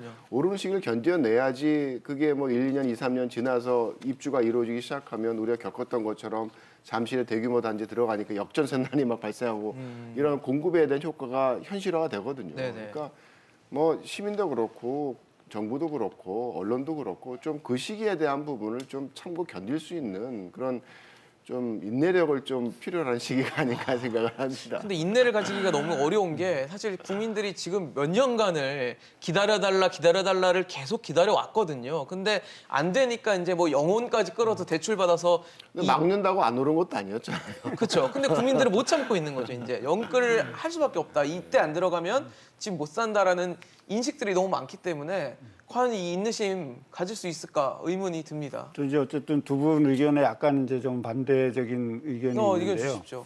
그 재건축은 풀어주지 않을 거라고 저는 생각하고 있습니다. 변창흠 장관은 일단 안 한다는 얘기를 했었거든요. 예, 그리고 뭐 그 장관의 어떤 문제가 아니라 재건축을 지금 이제 사실 풀게 되면 가뜩이나 이제 쉽게 얘기해서 불안한 어떤 주택 시장에 사실 또 다른 기름을 붓는 거기 때문에 재건축은 아직 대안카드가 저는 좀 아주 후순위로 밀릴 거라고 좀 생각을 하고요. 최근에 이제 2022년에 이제 주택 공급이 부족하게 된 원인이 상당히 예년에 비해서 반 정도로 떨어졌지 않습니까? 물론 기관별로 숫자에 대한 차이는 있습니다. 근데 이제 최근에 이제 우리가 논란이 됐던 둔촌 주공 아파트라든지 반포 1, 2, 4주구라든지 이런 것들이 수천 세대씩 공급이 되고 만 세대 이상 공급되는 이 재건축 아파트들이 정부 규제와 상관없는 이유로 사업이 지연이 됐거든요. 그래서 둔촌주공을 털어낼 때는 성명 문제로 해갖고 철거에만 1년 6개월 가까운 시간이 걸리고 반포는 소송 문제로 지금까지 싸우고 있다가 보니까 제때 착공을 하지 못한 거죠. 네. 결국에 지금 재건축을 풀어주게 돼서 재건축 아파트에 대한 어떤 부분이 현실화가 된다 그러면 일단 주택 가격이 오르는 거는 불을 보듯이 뻔할 것이고요. 그다음에 이제 조합과 어떤 정비 건설사와의 어떤 그런 이제 관계에서부터 나가게 되고 그다음에 이제 멸실의 문제가 나오게 됩니다. 멸실이 나오게 되면 재건축으로 순중되는 집도 있지만 재건축으로 인해서 소멸되는 집으로 인해서 서울의 주택 공급이 상당히 부족한 부분이 있기 때문에 재건축에 대한 규제는 스텝 바이 스텝으로 가서 총량을 조정하고 그다음에 특히 멸실되는 주택 부분에 대한 고려를 충분히 한 다음에 규제 완화가 저는 돼야 되는 거지. 지금 당장 이 주택 가격이 서울에서 잡히지 않고 이것이 힘들다 그래서 이것이 유일한 대안이 재건축이고 이 재개발에 대한 규제를 푼다는 것보다는 이미 이전에 이제 우리가 공공재건축이나 공공재개발이라든지 이런 걸로 약간 공공성을 담보한 부분이 있지 않습니까? 네. 아직 그런 부분들도 아직 세팅이 지금 되지 않은 어떤 상황이다 보니까 그런 것들을 좀 감안해서 조합이라든지 이런 거를 설득하는 단계로 저는 좀 가야 되는 것이 좋을 것 같고요. 그다음에 이제 소송에 계류 중인 반포라든지 둔촌주공이라든지 이런데 어떤 분양가를 좀 어느 정도 요번에 이제 허구 이제 분상제 이제 심의해서 이제 많이 가격이 좀 올라갔지 않았습니까? 어떤 그런 식으로 이제 해서 분상제 유연성을 좀 가지는 부분이 네. 저는 재건축에 대한 규제를 푸는 것보다 먼저 좀 선행이 돼야 되고 그리고 기존에 지금 이제 법적 문제라든지 이런 문제로 지연되고 있는 재건축 단지들에 대해서는 이미 멸실 주택이라든지 이런 부분이 현장에다 반영이 됐기 때문에 추가적인 손실이 약할 거라고 보는 거죠. 그런 부분에 좀 사업을 박차를 가해서 공급 시그널을 조금 확실하게 주는 것이 좀 더 먼저 선행돼야 된다라고 저는 생각하고 있습니다. 네, 결국 다시 원점으로 돌아와 볼게요. 지금 전문가분들의 말씀을 들어보면 결국 공급 부족한 상황은 올해 뭐 피할 수 없는 상황인 거고 거기에다 뭐 용도 변경이나 재건축 완화도 뭐 쉽지 않다라고 가정을 했을 때 지난 한 해 14년 만에 전국 집값이 가장 높은 상승률을 기록했다고 하는데 그런 기조가 올해도 지속될 것이다라는 데는 동의하십니까? 그래서 많은 분들이 뭐 상승이 계속 될 거라고 예상을 하고 있죠. 저도 뭐 크게 다르지 않을 거라고 생각을 하고 뭐 공급에 대한 이슈도 그렇고 뭐 지방 선거에 대한 그렇죠. 그런 부분도 그렇고 뭐 예상 자체가 사실은 올해 안정되기가 쉽지 않은 그런 기제로 흘러가고 있다라고 생각을 합니다. 그럼 많은 분들이 그런 생각하시잖아요. 지금이라도 집 사야겠다. 조심해야죠, 근데. 조심해야죠. 네, 뭔가 이제 지금 시점의 상황이라는 게 그냥 시장의 어떤 정부에 대한 그 여러 가지 정책이나 규제가 많은 부분 왜곡시키지 않았다 그러면 뭐 예를 들어서 아까 얘기했던 것처럼 이 다주택지에 대한 양도세 중과에 대한 부분이 지금처럼 막 강화되지 않았다 그러면 벌써 조정기가 왔을 거거든요. 어느 정도는 가격이 올랐기 때문에 이제 내가 실현을 해야지라는 게 벌써 2, 3년 전에 있었다 그러면 시장에 있어서 변곡이 발생했던 시기였을 텐데 예. 지금 8년 동안 2013년 이후부터 지금까지 한 8년 동안 계속 서울의 상승장이 유지되고 있어서 그냥 원론적인 펀더멘탈한 측면에서 보게 되면 좀 조심스러운 시기예요, 사실은. 그래서 마냥 뭐 사람들의 기대가 상승장을 예상하고 있지만 이 지금 사는 게 좋을 거다라고 누구도 좀 자신 있게 얘기할 수 없는 굉장히 어려운 불확실성이 시점이죠. 큰 예. 시장이라는 거죠. 그래서 좀 저는 개인적으로 좀 조심해야 될 시점이 아닌가 생각을 합니다. 사실 이렇게 조심해야 된다 의견 주시는 분들 중에 가장 많은 이유가 이제 저금리가 깨지고 금리가 정상화되는 시점이 올 텐데 그랬을 때 가계부채나 이런 것들이 폭탄이 되면 나중에 결국 부동산 시장이 우리 경제에 또 악재로 영향을 미칠 수 있다는 우려를 하실 수밖에 없거든요. 우리 글로벌 성장률 수준 저성장 상황들을 봤을 때 금리가 그렇게 막 빠르게. 많이 네. 오르지는 못할 거예요. 그래서 이 구간들은 유지를 할 텐데 그래도 지금보다는 저금리 상황에서 탈피하려는 뭐 물가를 좀 더 네. 이제 정상시키고 이런 워낙 낮았어요, 노력들을 지금. 이제 전환을 할 거고 특히 이제 코비드가 올해 연말까지 전체적으로 이제 백신 보급과 함께 조금씩 정리가 돼간다라고 하면 지금 저희가 이제 부양책 쓰던 것들도 조금씩 정상적으로 돌아가겠죠. 돌아오겠죠. 결국에는 이제 키가 미국 쪽에 이제 금융 정책이나 금리에 달려 있는 건데 올해 하반기부터는 본격적으로 이제 금리에 대한 얘기나 아니면 이제 긴축의 계획에 대해서 얘기가 나올 거다라는 풀었으니까 전망들이 이제. 있으니까요. 네. 이제 그런 시기들이 앞으로 기다리고 있는데 또 내부적으로는 저희가 공급을 이제 또 서둘러서 막 늘리고 있는 이런 시점과 겹쳐 있으니 좀 더 이제 앞에 그런 글로벌 금융 환경들이 달라지고 최근에 상승세를 주도했던 그런 저금리, 유동성 장세 혹은 뭐 양극화에 따른 자산 투자 심리 이런 것들이 달라질 수 있는 환경들에 공급이 더해지는 시점이 오면 나는 어떻게 대응할 수 있는가를 생각하면서 지금 막바지 투자를 좀 하셔야 되는 상황이라고 보여지고요. 다만 올해까지는 네. 전세난도 계속 예고돼 있고 개발이랑 뭐 자금 풀리는 부분들도 계속 있고 하다 보니까 올해까지는 사실 상승세가 이어질 가능성이 높아서 그 부분을 단기적으로 결정하실 게 아니라 예, 예. 앞으로 올 시점에 대해서도 좀 같이 고민해서 결정하셔야 될 것 같습니다. 소장님 어떠세요? 네, 진정한 실수요자라면 주택 구매를 좀 자제하는 게 좀 좋다라고 생각을 합니다. 그리고 이제 한국은행 총재께서 말씀하셨죠, 그레이트 리셋.